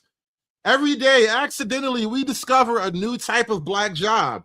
And you niggas still want to pretend you didn't know what black jobs are. That is hilarious. It's like a running joke now. USA Today said, yes, nothing changed, but I read the belonging program, and that sounds like DEI to me. And I'm going to keep it a buck with y'all. Once they canceled their DEI program, they instantly mentioned the belonging program. So that belonging program has existed this entire time. So to now say that, oh, they have this belonging program, I'm good, is a little weird to me. I don't know. Anywho, the belonging program, though. Hey, you know what, Messy Michelle, I don't know if Jamal Bryant lied per se. I think he ran the play. Now, the play in and of itself is it's an extortion racket. So you can think what you want about that, but my contention is Jamal Bryant ran the play. This is the play. You isolate the target, you freeze the target, you extract resources from the target, you move on. That is the Black Civil Rights Playbook. It was originally pioneered by, I think, Jesse Jackson, then Al Sharpton. He ran with it for a while, and now we didn't crowdsource the play to everybody in the game. Anybody can run the play. So I don't think he lied. I think he ran the play. Now, my problem, well, not problem, my position is this, though, and I would like you to answer. Tell me what you think about this while you're here real quick. It's only because he's a man. Black women are no longer in the mood to watch black men run the play anymore. If anybody's going to run the play, it's got to be one of these bitches. It has to be black women. That's the only play they respect going forward. If Jamal Bryant had been, you know, a black woman preacher with her own crowd and congregation or whatever, and made the same exact move, they would have been cool with it. But because it's a man, we just don't feel like trusting you niggas no more. And it's real easy to make him the bad guy, which, you know, not like I'm a fan of Jamal Bryant anyway, but still, it's because he's a man. I think it's because he's a man.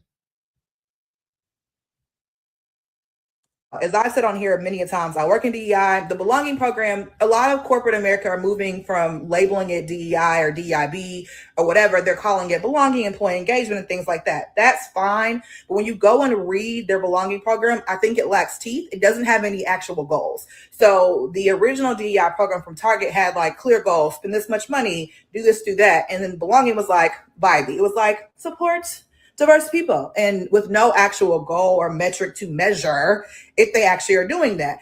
And so that's part of why the belonging was never enough for me, and why I always push back when people said, oh no, they have a DEI program. Yeah, they've pulled the teeth out of that program. So now Jamal Bryant is saying that is enough and the boycott is over. But again, as one of my friends so eloquently put, it's black women in Target.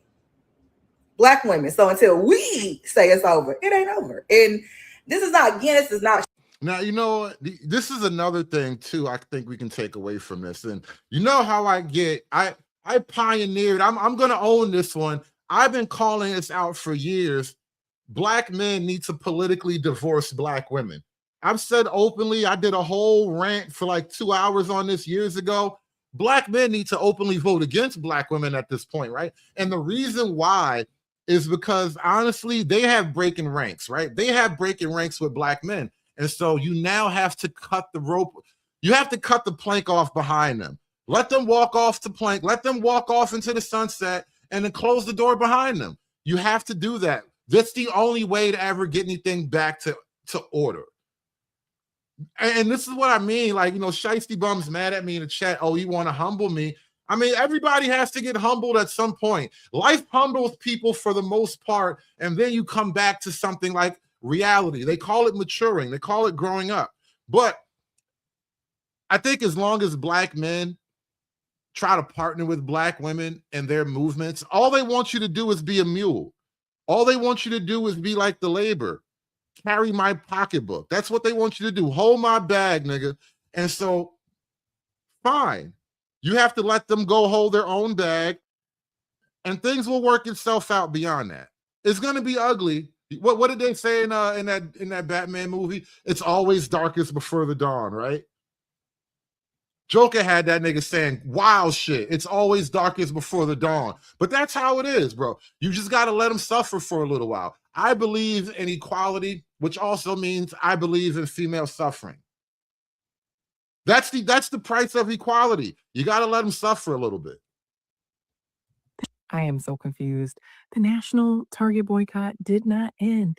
So why are all these outlets saying that it did? Let's back up a little bit.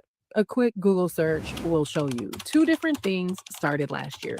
A 40-day Target fast started on March 5th, which was Ash Wednesday. It galvanized the clergy and church community to boycott Target. The national Target boycott started a month earlier on February 1st and has continued without interruption. So the leader of the 40-day fast that ended last April said he's now ending the boycott too. We have not been able to get all that we have desired, but I am grateful for the strides that we have made. But the three founders in Minnesota, where Target is headquartered and where the national Target boycott started, say they're still holding the line. I have never heard of too light skin for Walmart. Let me run that back a little bit. Let's take a look. That we have made. She does have a little Latina complexion, no lie. She looks a little Dominican. She does look a little Dominican, no lie. But too light skin for Walmart is a level that I have never heard of before. I didn't realize Walmart did like a paper bag test. That's crazy. Clergy and church community to boycott Target. The national Target boycott started a month earlier on February 1st and has continued without interruption. So the leader of the 40-day fast that ended last April said he's now ending the boycott too. We have not been able to get all that we have desired, but I am grateful for the strides that we have made. But the three founders in Minnesota, where Target is headquartered and where the national Target boycott started, say they're still holding the line. Don't be fooled. The Target boycott continues. It continues because the demands have yet to be met, and it continues because we are winning. So the national Target boycott started on February 1st in Minneapolis by Nikema, Jaylani, and Monique. Then a month later, the 40-day Target fast started on March 5th by Pastor Jamal, who is the one now calling for the end of the boycott. But the question remains.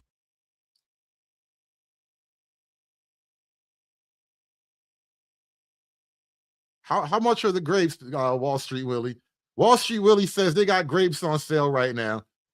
This nigga walking through the grocery store, he sound high as hell. That's the type of shit you think about when you high. Like, oh, I need 2 pounds of grapes. How can you end something you admitted you didn't start? Y'all not gonna like this, but it's things that make you go, And Nikema Levi Armstrong, for historical record, is the one who started the Target boycott. She called for accountability for this Fortune 500 company in the city that Target is located in. The same company that is harboring ICE agent. How long before Target leaves Minneapolis, by the way? Just like a lot of companies are pulling out of San Francisco, Los Angeles, like companies are just leaving California. Companies have left Chicago. How long before Target pulls out of Minneapolis? Because you niggas just ain't worth the investment no more. Who is using their parking lots for them to set up. The same organization that pledged $2 billion and still have not turned over the receipts. The same company who the day after the inauguration of President Donald John Trump withdrew its position on diversity, equity, and inclusion, and she's the first one they get arrested? Super bad sister. I am so confused. The national Target boycott did not end. So why are all these outlets saying that it did? Let's back up a little bit.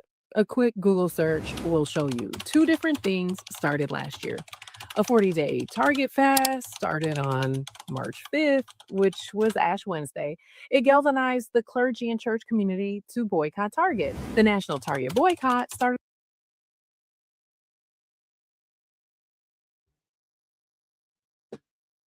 Oh yeah, they really are leaving Minneapolis, huh? I didn't even know that, but it just made sense that like at a certain point you have to remain profitable.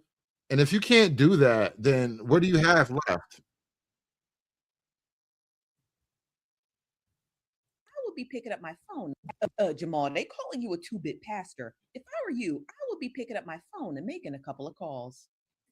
Look, almost every video that I click on is black women and or black men calling out Pastor Bryant because he took the bag and ran with it. But I'm like, what else was a nigga supposed to do?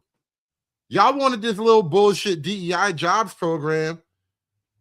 He was like, nah, listen, let's get some money out this deal and we're going to move on. You know, we're going to find another one, start over. Isn't that the play? He was running the play. He didn't know that the play was out of style. Y'all never told him that he wasn't allowed to run the play. First of all, taking this video inside of the Target was absolutely diabolical. Now, as you guys already know, yesterday that these three leaders had announced that the Target boycott was over. And there was a lot of confusion on the forefront because nobody remembers that happening. But the original nationwide Target boycott leaders were not having it, and they held their own press conference. So the question is, why do we think that Pastor, in air quotes, Jamal Bryant tried to hijack the boycott? I would say number one, because he lacks integrity. That's the first reason. I'm sorry, that made me cackle because she already won me over with the first line. Now, to be very clear, there were two boycotts that were taking place. The boycott that Jamal Bryant had begun was called the Target Fast, and it was only supposed to last about 40 days. But the original boycott, the nationwide one, actually began February 1st during Black History Month. But back on January 31st of this year, Jamal Bryant actually tells you himself who began the boycott. Nakima Levi Armstrong is an attorney, is the former president of the Minneapolis NAACP. Y'all not gonna like this, but it's things that make you go, And Nakima Levi Armstrong, for historical record, is the one who started the Target boycott. Straight from the horse's mouth. So if Nakima is the originator of the nationwide Target boycott, why was she not informed about this press conference that Jamal Bryant held? I'm not entirely sure, but I'm just going to let Nakima whack him one more time. By the media, by the men in charge, and throughout our history. And we're not going to let that happen again. We're not going to let a two-bit fake pastor Listen! A movement built on the blood, sweat, and tears of the people of the state of Minnesota. I wonder if this is going to affect Pastor Bryant's church attendance, though. Because you know how the black church is. It's a very woman-centric ecosystem. And the problem with the women-centric ecosystem is that it is characteristically sensitive. It is a very emotionally sensitive bunch by nature, right? Because it's a bunch of women. Will Jamal Bryant start to lose female support from his church now because he's created so much female backlash? Like, I'm not finding a lot of women online giving him any support or defense right now. And then you got Nakima, what's her face up here saying he's a two-bit pastor. Like, it's crazy how y'all loved the hell out of him when he was shitting on Kevin Samuels. And now look at it. Look at how things have changed. Media, by the men in charge, and throughout our history. And we're not going to let that happen again. We're not going to let a two-bit fake pastor Listen! A movement built on the blood, sweat, and tears of the people of the state of Minnesota trying to hold and who have held a hometown company accountable for its actions. Two-bit is actually hilarious. Jamal, you most certainly dropped the ball here by not informing Nakima as well as the other Minnesota organizers that the boycott was essentially over. And I think you owe them an apology publicly, Jamal.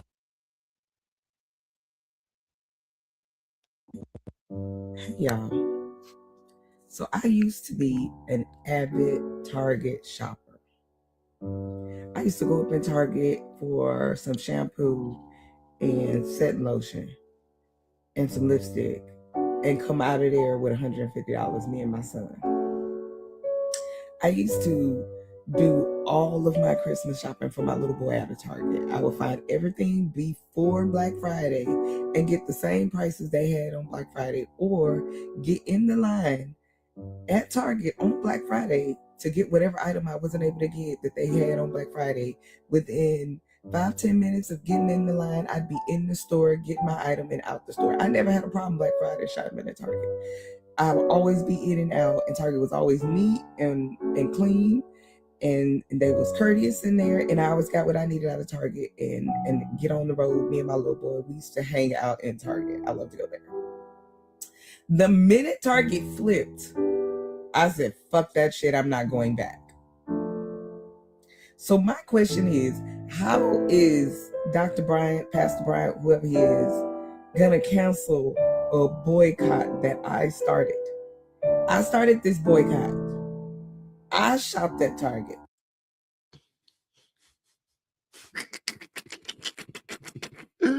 I started this boycott. Oh my God.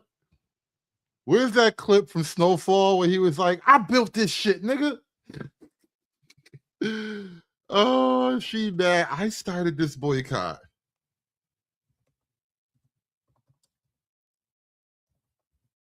I built this brick by brick. You don't got all this shit hanging over my head, but you off trying to start a war with our partners. The nigga diss me every time I see him, acting like he the one in charge and shit. Compton, he is the one. You lose. Every time you bite with that nigga, I'm the one that pays for it. And you gonna get off his corners? You gonna leave his people be? Or you the one that's gonna find yourself a new plug? You don't need that shit. The fuck I don't. I built this shit. Me. Brick by brick. And I'll be damned if I let you tear it down just because you don't like the way another nigga talk. I built this shit, nigga. It's my boycott. I love to go there. The minute Target flipped, I said, fuck that shit, I'm not going back. So my question is, how is Dr. Bryant, Pastor Bryant, whoever he is, gonna cancel a boycott that I started? I started this boycott. I shopped at Target. I spent my money there. I decided I wasn't going back. And this random man showed up talking, and I was like, who is he? I honestly never heard of him before he said that. And so I said, okay, I put him in the back of my head, and I said, he gonna come out and tell us we can go back to Target and try to take claim and responsibility for this movement. And he gonna be talking, and we ain't gonna like him. And I knew he was gonna pull this shit, because I said that you're not in charge of this boycott. You don't get to say what we doing about it, and you don't get to make any concessions. So now he's talking about they done gave us 3 of the 4 items. What are 3 of the 4 items if DEI ain't included in that? And y'all not getting that back. And these black women that lost their jobs behind y'all bullshit, holding on and supporting this, getting rid of DEI for the people that work at your store as well, which are a lot of black people, because every Target I went to was full of black people. Especially the one in PG County where my son's grandma took him. So you got to figure, in a place like Prince George's County, Target would be serving a heavily black population, which means Target already has a relationship with black consumers, black men and women. Why are you squeezing Target? You're only making things worse for everybody else who isn't you. I knew he was going to do this. And for him to be coming in like he's some kind of civil rights leader and he finna help us navigate this, where's the check? Where's the money? Because you said they sent out some money into the black community. I spent a lot of money at Target. So if Target wants me to go back in Target, Target better send me a personal check so that I can go and spend it in Target, because I will not be spending the money that I have in there. Y'all.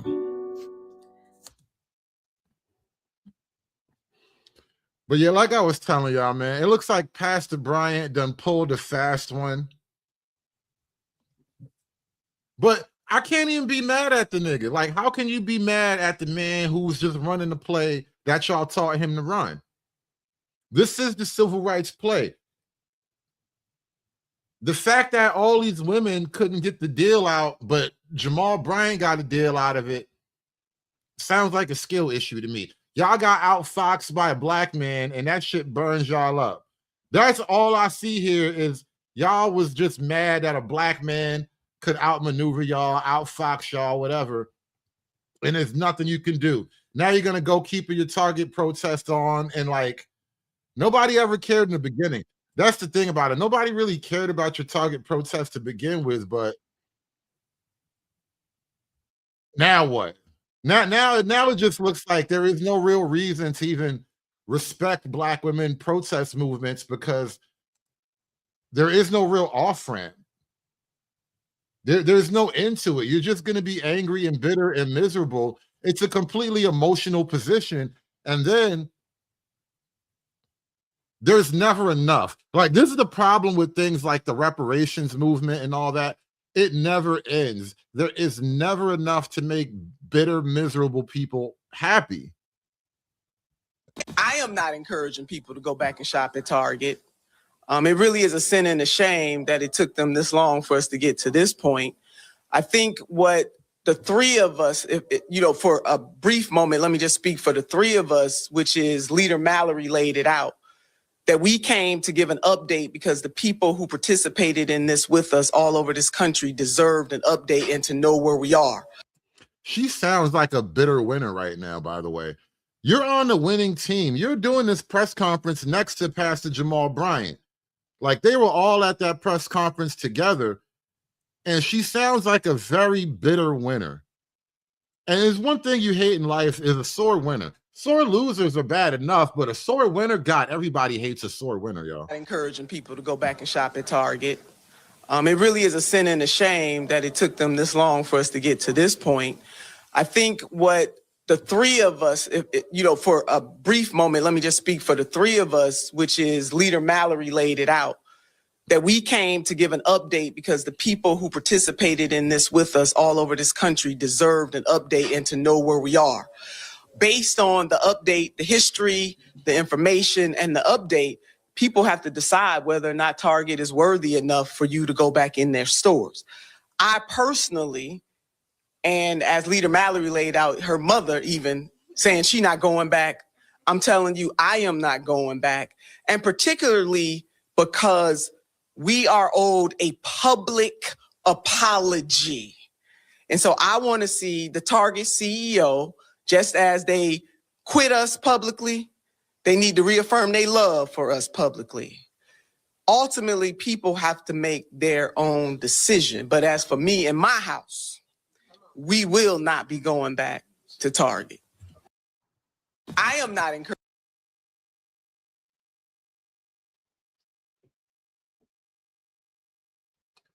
So there's nothing you can do. But you know what? Before I was going to shut this down, but it just occurred to me, I got to bring one other point up. Let me flesh out another point. Let me bring up some more footage to really draw this point out. And thanks for the support. Shout out to my man Harambe with the $4.99. He says they care about the Target boycott because this is the political attention the 92% wants since they didn't win with Kamala. Now, not only did they not win with Kamala, they have been taking a series of increasingly large L's ever since Trump got into office, y'all. And there's something I want to talk about before we get this thing wrapped up here. But shout out to my man Harambe. Support the show. Hit that like button, y'all. Give me the money. Give me the money for all that I would do. Give me the money.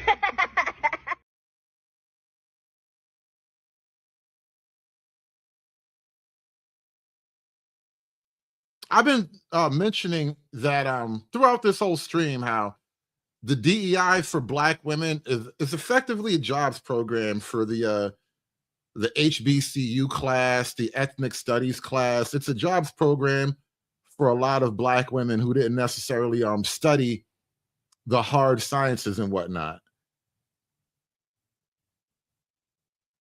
So I want to bring some of that up, and we're going to talk about Black women in the workplace. We're going to maybe segue into a second act, y'all. Hit that like button. We're going to segue into a second act. I'm not going to wrap it up just yet.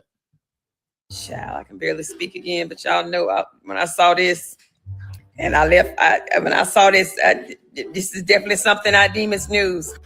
With all due respect, Pastor Bryant, you did not start the Target boycott. Black women did. Therefore, you cannot end it.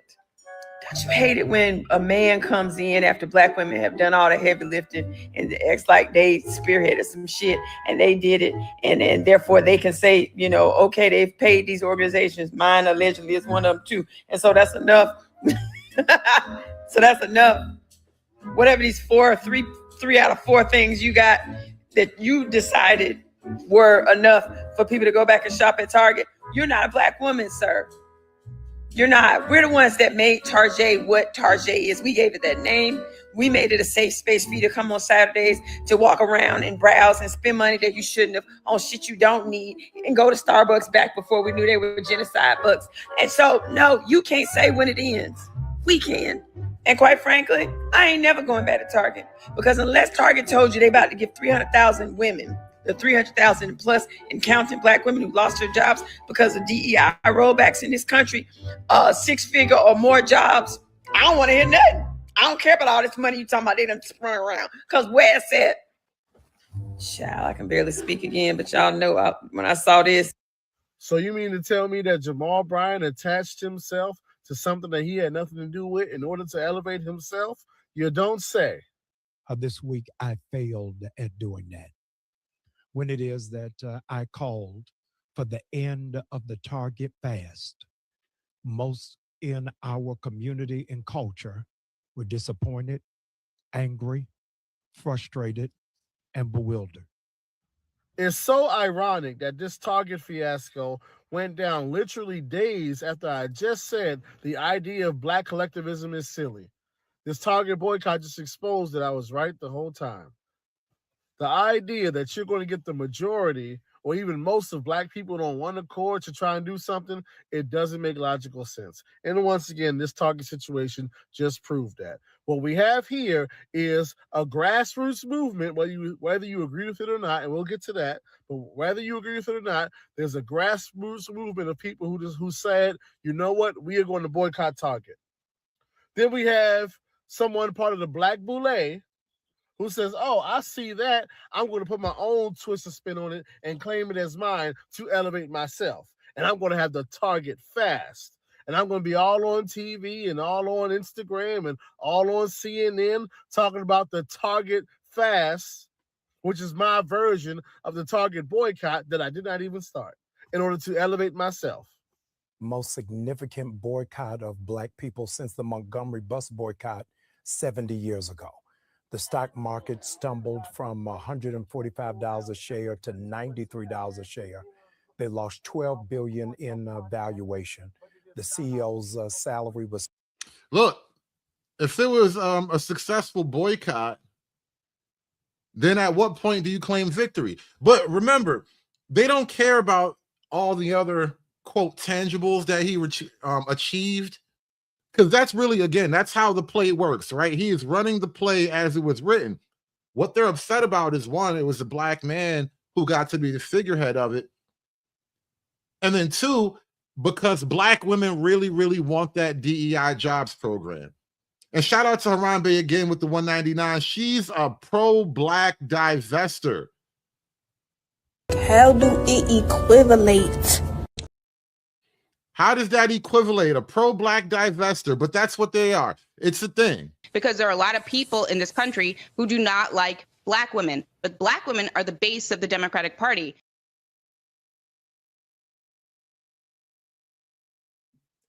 I want to kind of pivot a little bit while I had you guys up here. And let's talk about Black women and this alleged jobs crisis that's happening right now, because in my estimation, I really think that's motivating a lot of the bitterness and the emotionality behind this Target DEI boycott. They really feel as though the DEI jobs program Well, they really do think they need the DEI jobs program. Let's put it like that. And maybe to a certain degree, they are right. Like being a social worker. So I just want to talk about like being a social worker and now trying to navigate the same systems that our clients navigate. Like I've always been a social worker that's always going to have empathy, you know, all of those things, all of those core competencies. But to be inside the system is something different as a social worker. You see why clients be ready to crash out, because I just left the Department of Labor and it's like, you know, trying to file for unemployment, stuff like that, and, you know, trying to get resources for myself and stuff. And it's just like, I see why clients be walking away frustrated and then they don't want to do anything because these systems are designed almost to fail you. Like what I'm seeing, which is very interesting, is that, and I've been seeing it for a while, but it seems like they either want you to be rich or they want you to be poor. There is no middle class. They're trying to do away with the middle class. So you can't get help until you're damn near about to lose your apartment, until you're down bad, really bad, like you damn near gotta be sleeping in your car. And so I'm somebody who trying to be proactive, trying to make sure my finances is good so I don't get to that point. But it's almost like they want you to get to that point before they can help you. And I think seeing it and then, oh, well, we can offer you a food pantry list. Sweetheart, I'm a social worker. I know the food pantry list, but thank you. And I'm not trying to judge other social workers. Like, that's not my intention, but I definitely see how clients could be ready to crash out. Like, I could definitely see it. I can definitely see how clients just be frustrated and then they don't want nothing to do with the system because it's almost like it's designed to frustrate you. It's designed to almost like so that way you don't get the help because you're so overwhelmed. And so now, You know what they need to do? They need to play this background music in the welfare office, right? I think it would actually, because I'm over here jamming to her misery, and I think it would calm people down if they played this type of background music in the welfare office. People would crash out less. Because I'm really jamming to her misery right now. This background music is nice, y'all. like, I could definitely see it. I can definitely see how clients just be frustrated and then they don't want nothing to do with the system because it's almost like it's designed to frustrate you. It's designed to almost like so that way you don't get the help because you're so overwhelmed. And so now, being as somebody who works in the system and who is trying to help clients who felt overwhelmed and trying to encourage them, and now kind of being on the other side of that and going through it, I'm like, why did I even come here? And you know what's crazy? She just found out that she works in adult daycare. You had to be on the other side of the desk to realize how insignificant your contributions are to this giant machine that is the bureaucratic welfare state. And so, like, because I've had that experience myself. This is why I hate going into government facilities, anything beyond the DMV, because the DMV is bad enough. I'm not even pro DMV, but it's one of those things where it's like a function, it's a necessity of regular life. But any type of government welfare program, agency, office type of place, I hate these places. Oh my God, because everybody in there is a part of a government job. They're part of a government jobs program. The whole thing is an adult daycare program. And she just realized once she was on the other side of the desk, she's like, oh wow, I must really suck. Because I'm looking at you and you're me and you suck. Incredible. What was the point? What was the point? There's literally nothing y'all can do for me, but I just wasted my gas coming here. So any social workers or anybody who's worked in not-for-profits, you know, tap in, tell me if you've experienced this, client, whoever. Just are y'all seeing what I'm seeing? It's almost like nobody, you know, and I shouldn't be surprised, I'm not, but I just want to bring awareness that not only for myself, but to just like take a deep breath and to just kind of keep the faith, keep anchoring, just keep going, don't stop. So yeah, don't give up. Report will explain to you why it's hitting Black women the hardest and why it's hitting them first. Okay, so in a blog post written by the National Partnership for Women and Families, co-authored by Jennifer Mason and Catherine Gallagher Robin, published on February 11, 2026, the unemployment rate is still 6.7%. That is the highest amongst all demographics in the United States. But the big takeaway from this report is even though, as we are getting towards the end of quarter one in 2026, Black women amongst all demographics, even though we have the highest unemployment rate in the United States, we have the highest workforce participation rate amongst all demographics of women, and that is at 62.7%. So even though we are losing jobs left and right, we are still finding ways to participate in the workforce and taking care of ourselves and our children. Sounds like those high-end jobs are shrinking.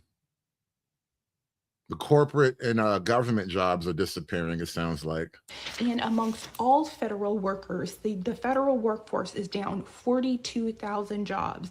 And the big takeaway that I want people to understand is we as Black women went into these safe jobs and these safe public sectors because that was a safe place to work. And this was often many Black women, including Maya's, access to the middle class and creating generational wealth. So with those key takeaways, pay your taxes and support a Black woman working. Bye.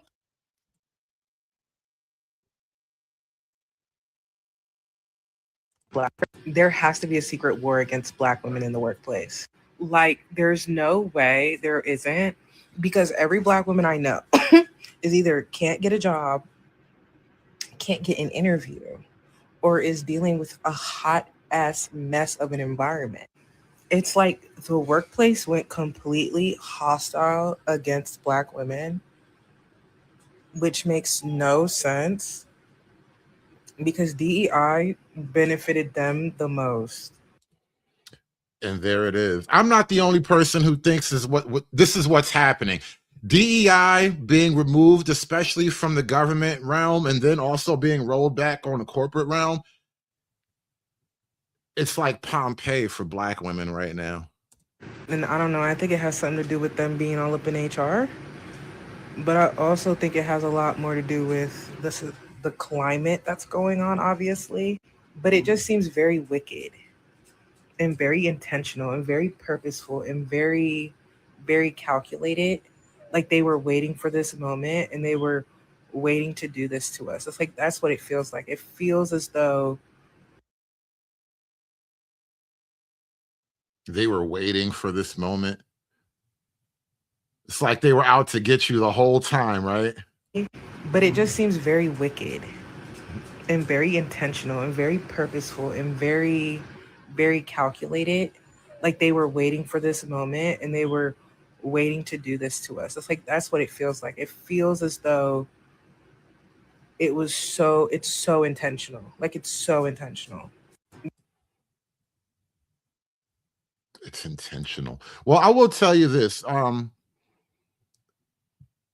the Democrat Party, Black women effectively were weaponized politically against Trump.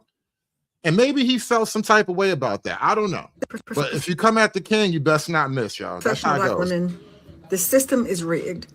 It doesn't matter how many degrees you get. It doesn't matter how many certifications you get. It doesn't matter how qualified you are. It doesn't matter how hard you work. The system is rigged, and it's rigged to work against you. Okay? And the truth of the matter is, the more qualified you are, the more valuable you become to the system in terms of how much of your knowledge and intellectual capital they can keep extracting from you at a rate that's so beneath your worth. And the only solution, the only way out of this is ownership. Now, this is not for y'all that want to argue with me in the comments about how hard entrepreneurship is.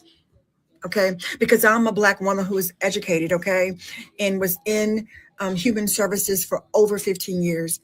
I know Human services, you were in the HR department. 15 years in the HR department.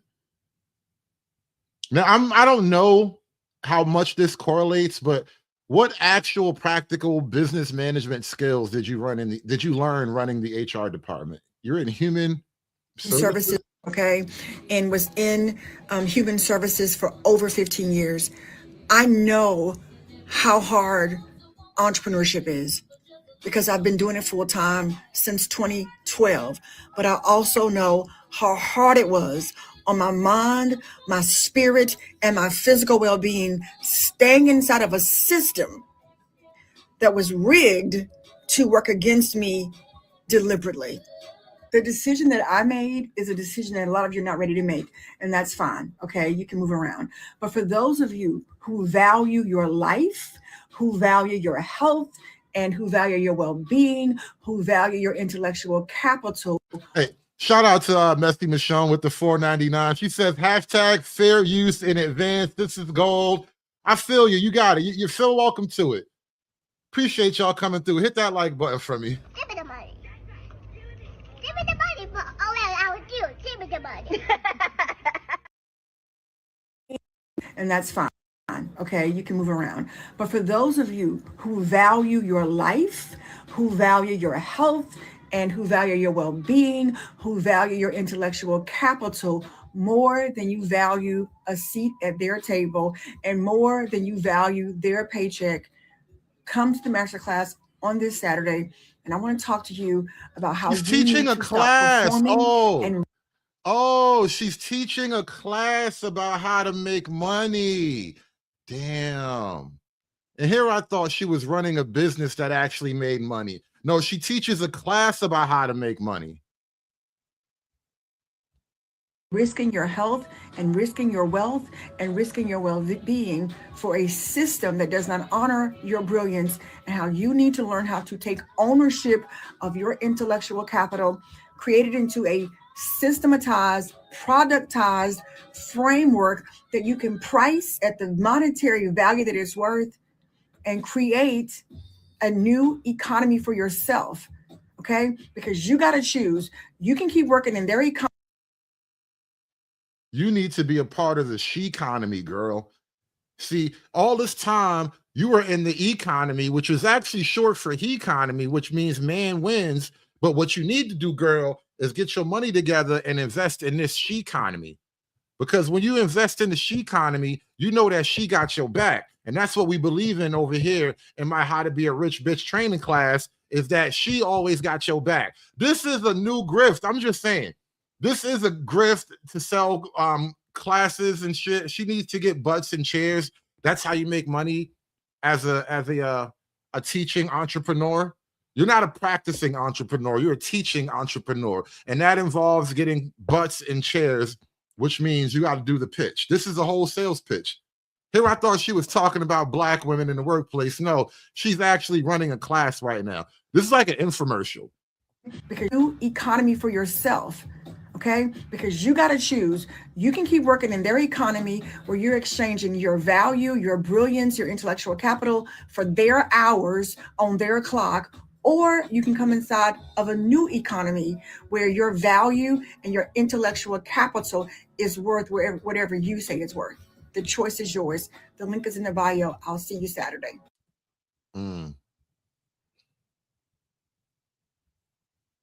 Remember when you used to have to stay up past like 2 o'clock in the morning to watch these type of commercials?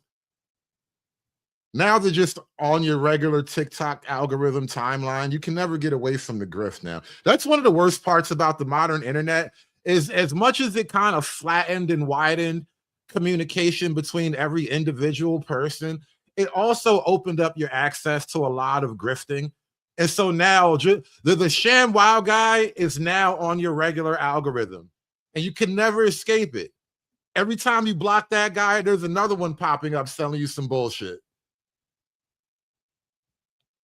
The reason why there's over 500,000 Black women that are getting laid off and having a hard time finding a job is because these companies no longer want to deal with any more racism and discrimination cases.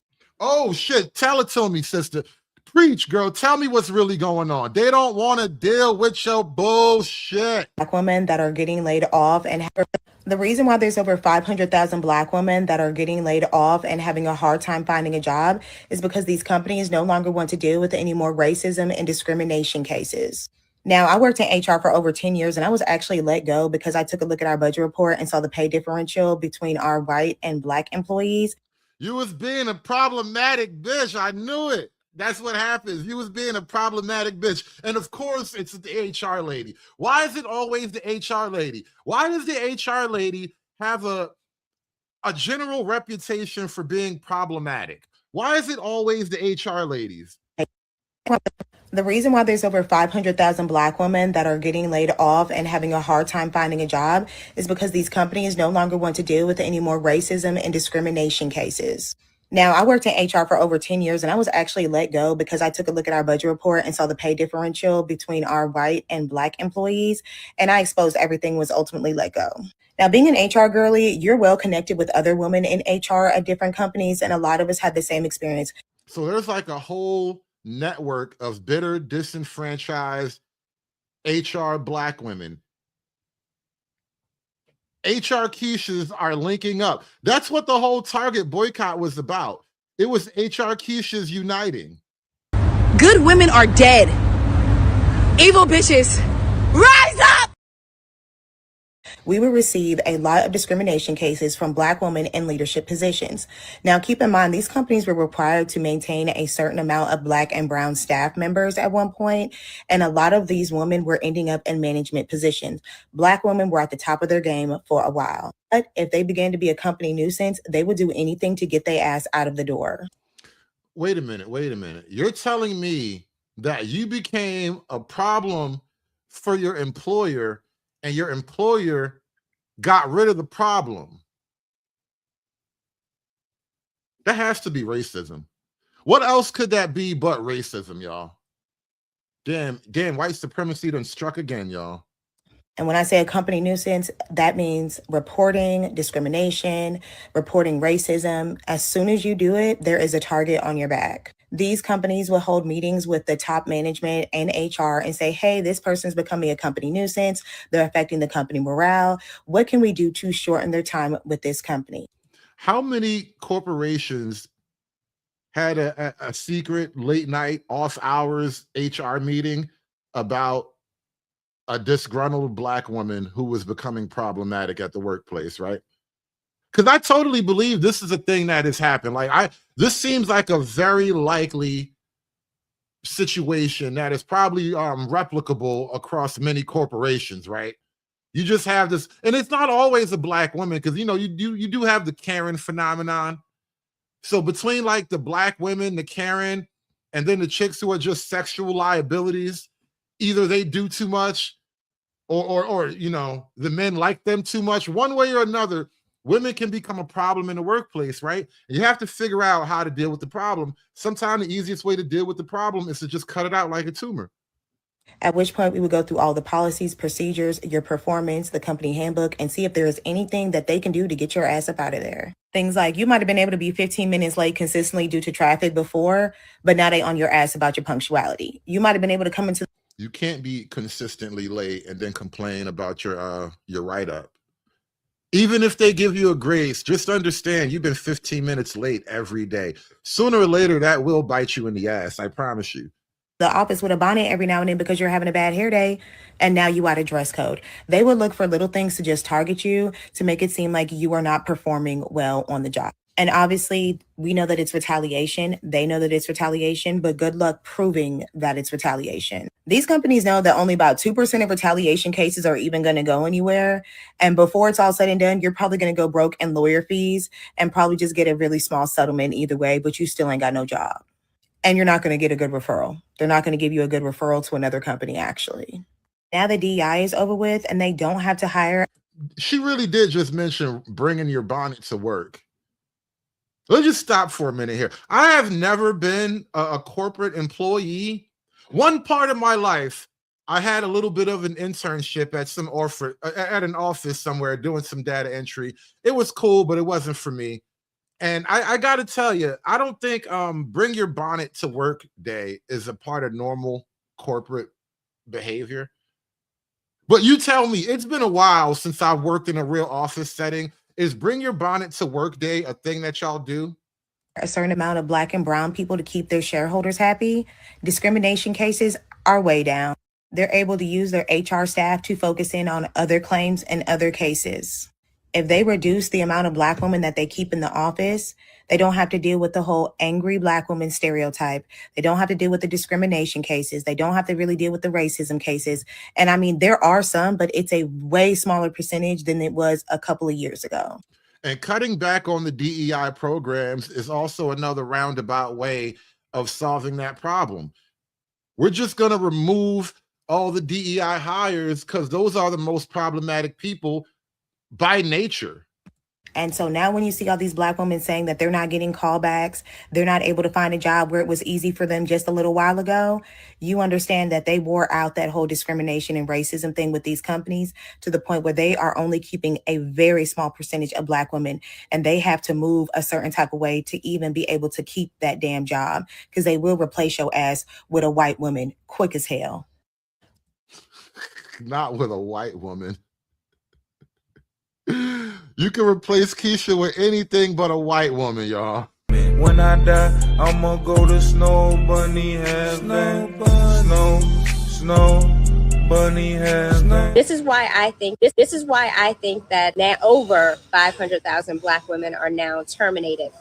I think with Kamala Harris getting in office, Black women voters getting that guy in office, Roy Jones or whatever, getting him out of office in Alabama, the country went crazy with just hiring Black women. Hold on. We gotta run some numbers. Yes, Miss Cantrell, 15 minutes late every day is relatively unheard of. I don't know how you survive as an employee. Now, Kuna Coons is crunching the numbers on that, right? 15 minutes a day over a year is 62 and a half hours missing. That is an entire week of work you've missed. In a year, you've lost a week. That's basically a vacation. A year of 15-minute latenesses every day amounts to a vacation. That's a week off of work. And that already includes the 2 weeks of vacation in the calculation. So you're getting a third week of vacation time for free effectively. And you probably spent that whole thing in the mirror in the bathroom in the morning being intentionally late for work. They were hiring Black women that were highly educated. Black women. This is why I think that now over 500,000 Black women are now terminated. I think with Kamala Harris getting in office, Black women voters getting that guy in office, Roy Jones or whatever, getting him out of office in Alabama, the country went crazy with just hiring Black women. They were hiring Black women that were highly educated on paper. They were not hiring Black women that had the soft skills, leadership, knowing how to get along, know how to deal.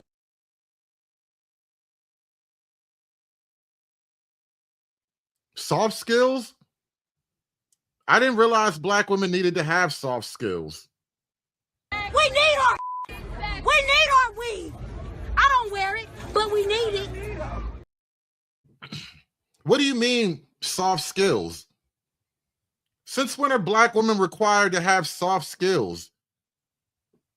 That's that white girl shit. Stop expecting the Black women to be like white women. Make it stop. Make the hurt stop, please. Highly educated on paper. They were not hiring Black women that had the soft skills, leadership, knowing how to get along, know how to deal with conflict in the workplace. They were hiring a lot of Black women that were making the fucking workplace for everybody, Black women, white people, hell, and now those women are being fired. So because of the DEI programs and all of this excess racial emotional energy that we were constantly feeding to the Black public, you created a Keisha with a chip on her shoulder, Keisha with an attitude. And then you unleashed Keisha with an attitude onto the corporate world at large. And they're like, you know what? We liked it better when it was a lot whiter. And now can you really blame them? In the workplace, they were hiring a lot of Black women that were making the fucking workplace for everybody, Black women, white people, hell. And now those women are being fired.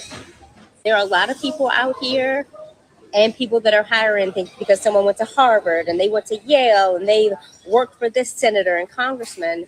They're going to be a good employee automatically. No.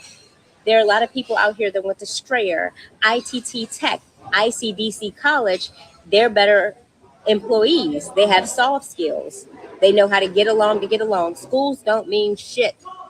Not only do you have to know how to School don't mean shit. Did she just say that your degree almost doesn't mean anything? Which, to be fair, in the land of the degreed, your degree alone means nothing, right? Because everybody got a degree. Everybody done risen up to that level of accomplishment and success where everybody done went to college. Everybody has their Cornell sweater, their Howard sweater, their Duke sweater. Everybody got that little triangular flag shit in their college, in their office wall. Everybody got a degree. So you having your degree means nothing, which is what the niggas that you be fucking try to tell you anyway. Your degree don't mean shit. work for this senator and congressman. They're going to be a good employee automatically. No. There are a lot of people out here that went to Strayer, ITT Tech, ICDC College. They're better employees. They have soft skills. They know how to get along. Schools don't mean shit. Not only do you have to know how to be a good employee, it's important to know how to be a good coworker. You cannot make life hell for your team. You have to know how to be a good employee, and you have to know how to be a good coworker. Nobody wants to come to work. You spend 40 hours a week at work, sometimes more. Nobody wants to come to work each time it's a conflict. I'm an educated black woman, a black woman this. Nobody wants to. Why does it sound very much like relationship and dating complaints I'm hearing? Like the niggas, the people that you work with shouldn't hate you for the exact same reasons that the people that you sleep with hate you. That sounds like a very odd overlap. Like I'm hearing a lot of the same dating gender war complaints coming out of this woman here.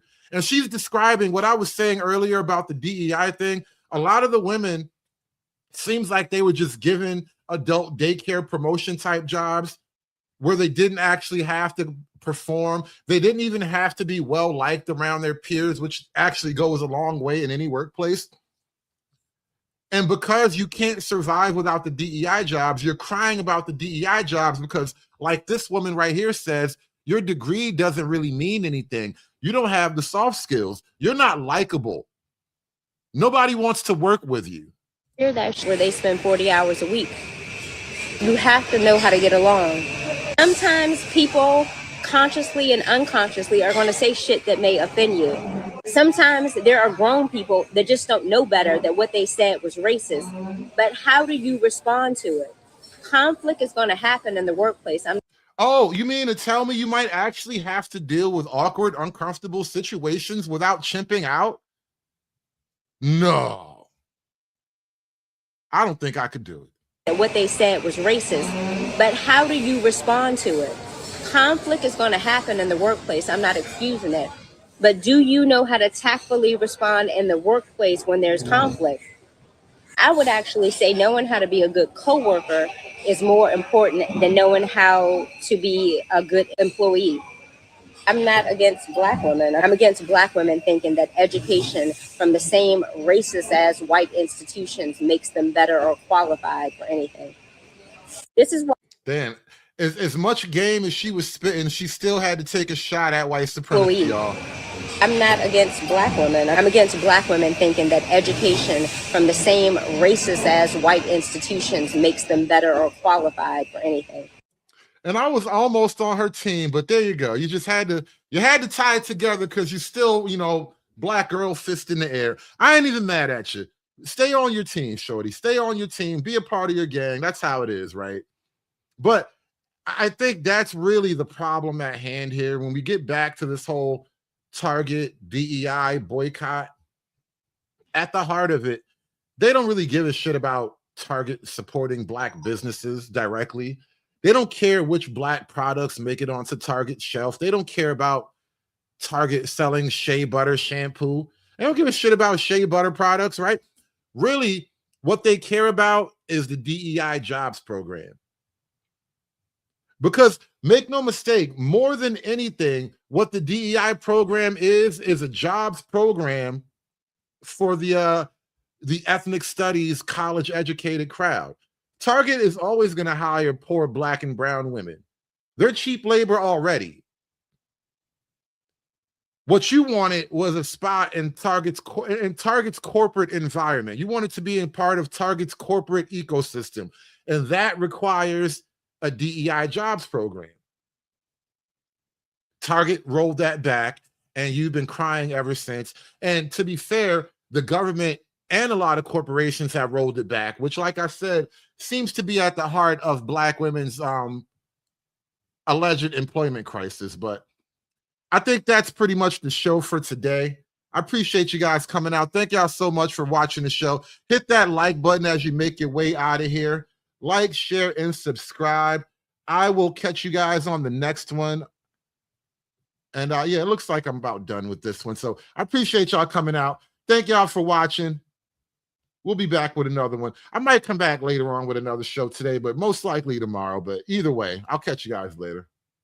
Aspiring to be patriarchs like what white men have, that isn't freedom. That isn't going to help anybody. It's certainly not going to help Black people. It's done. It's done. It's done. It's done. It's done.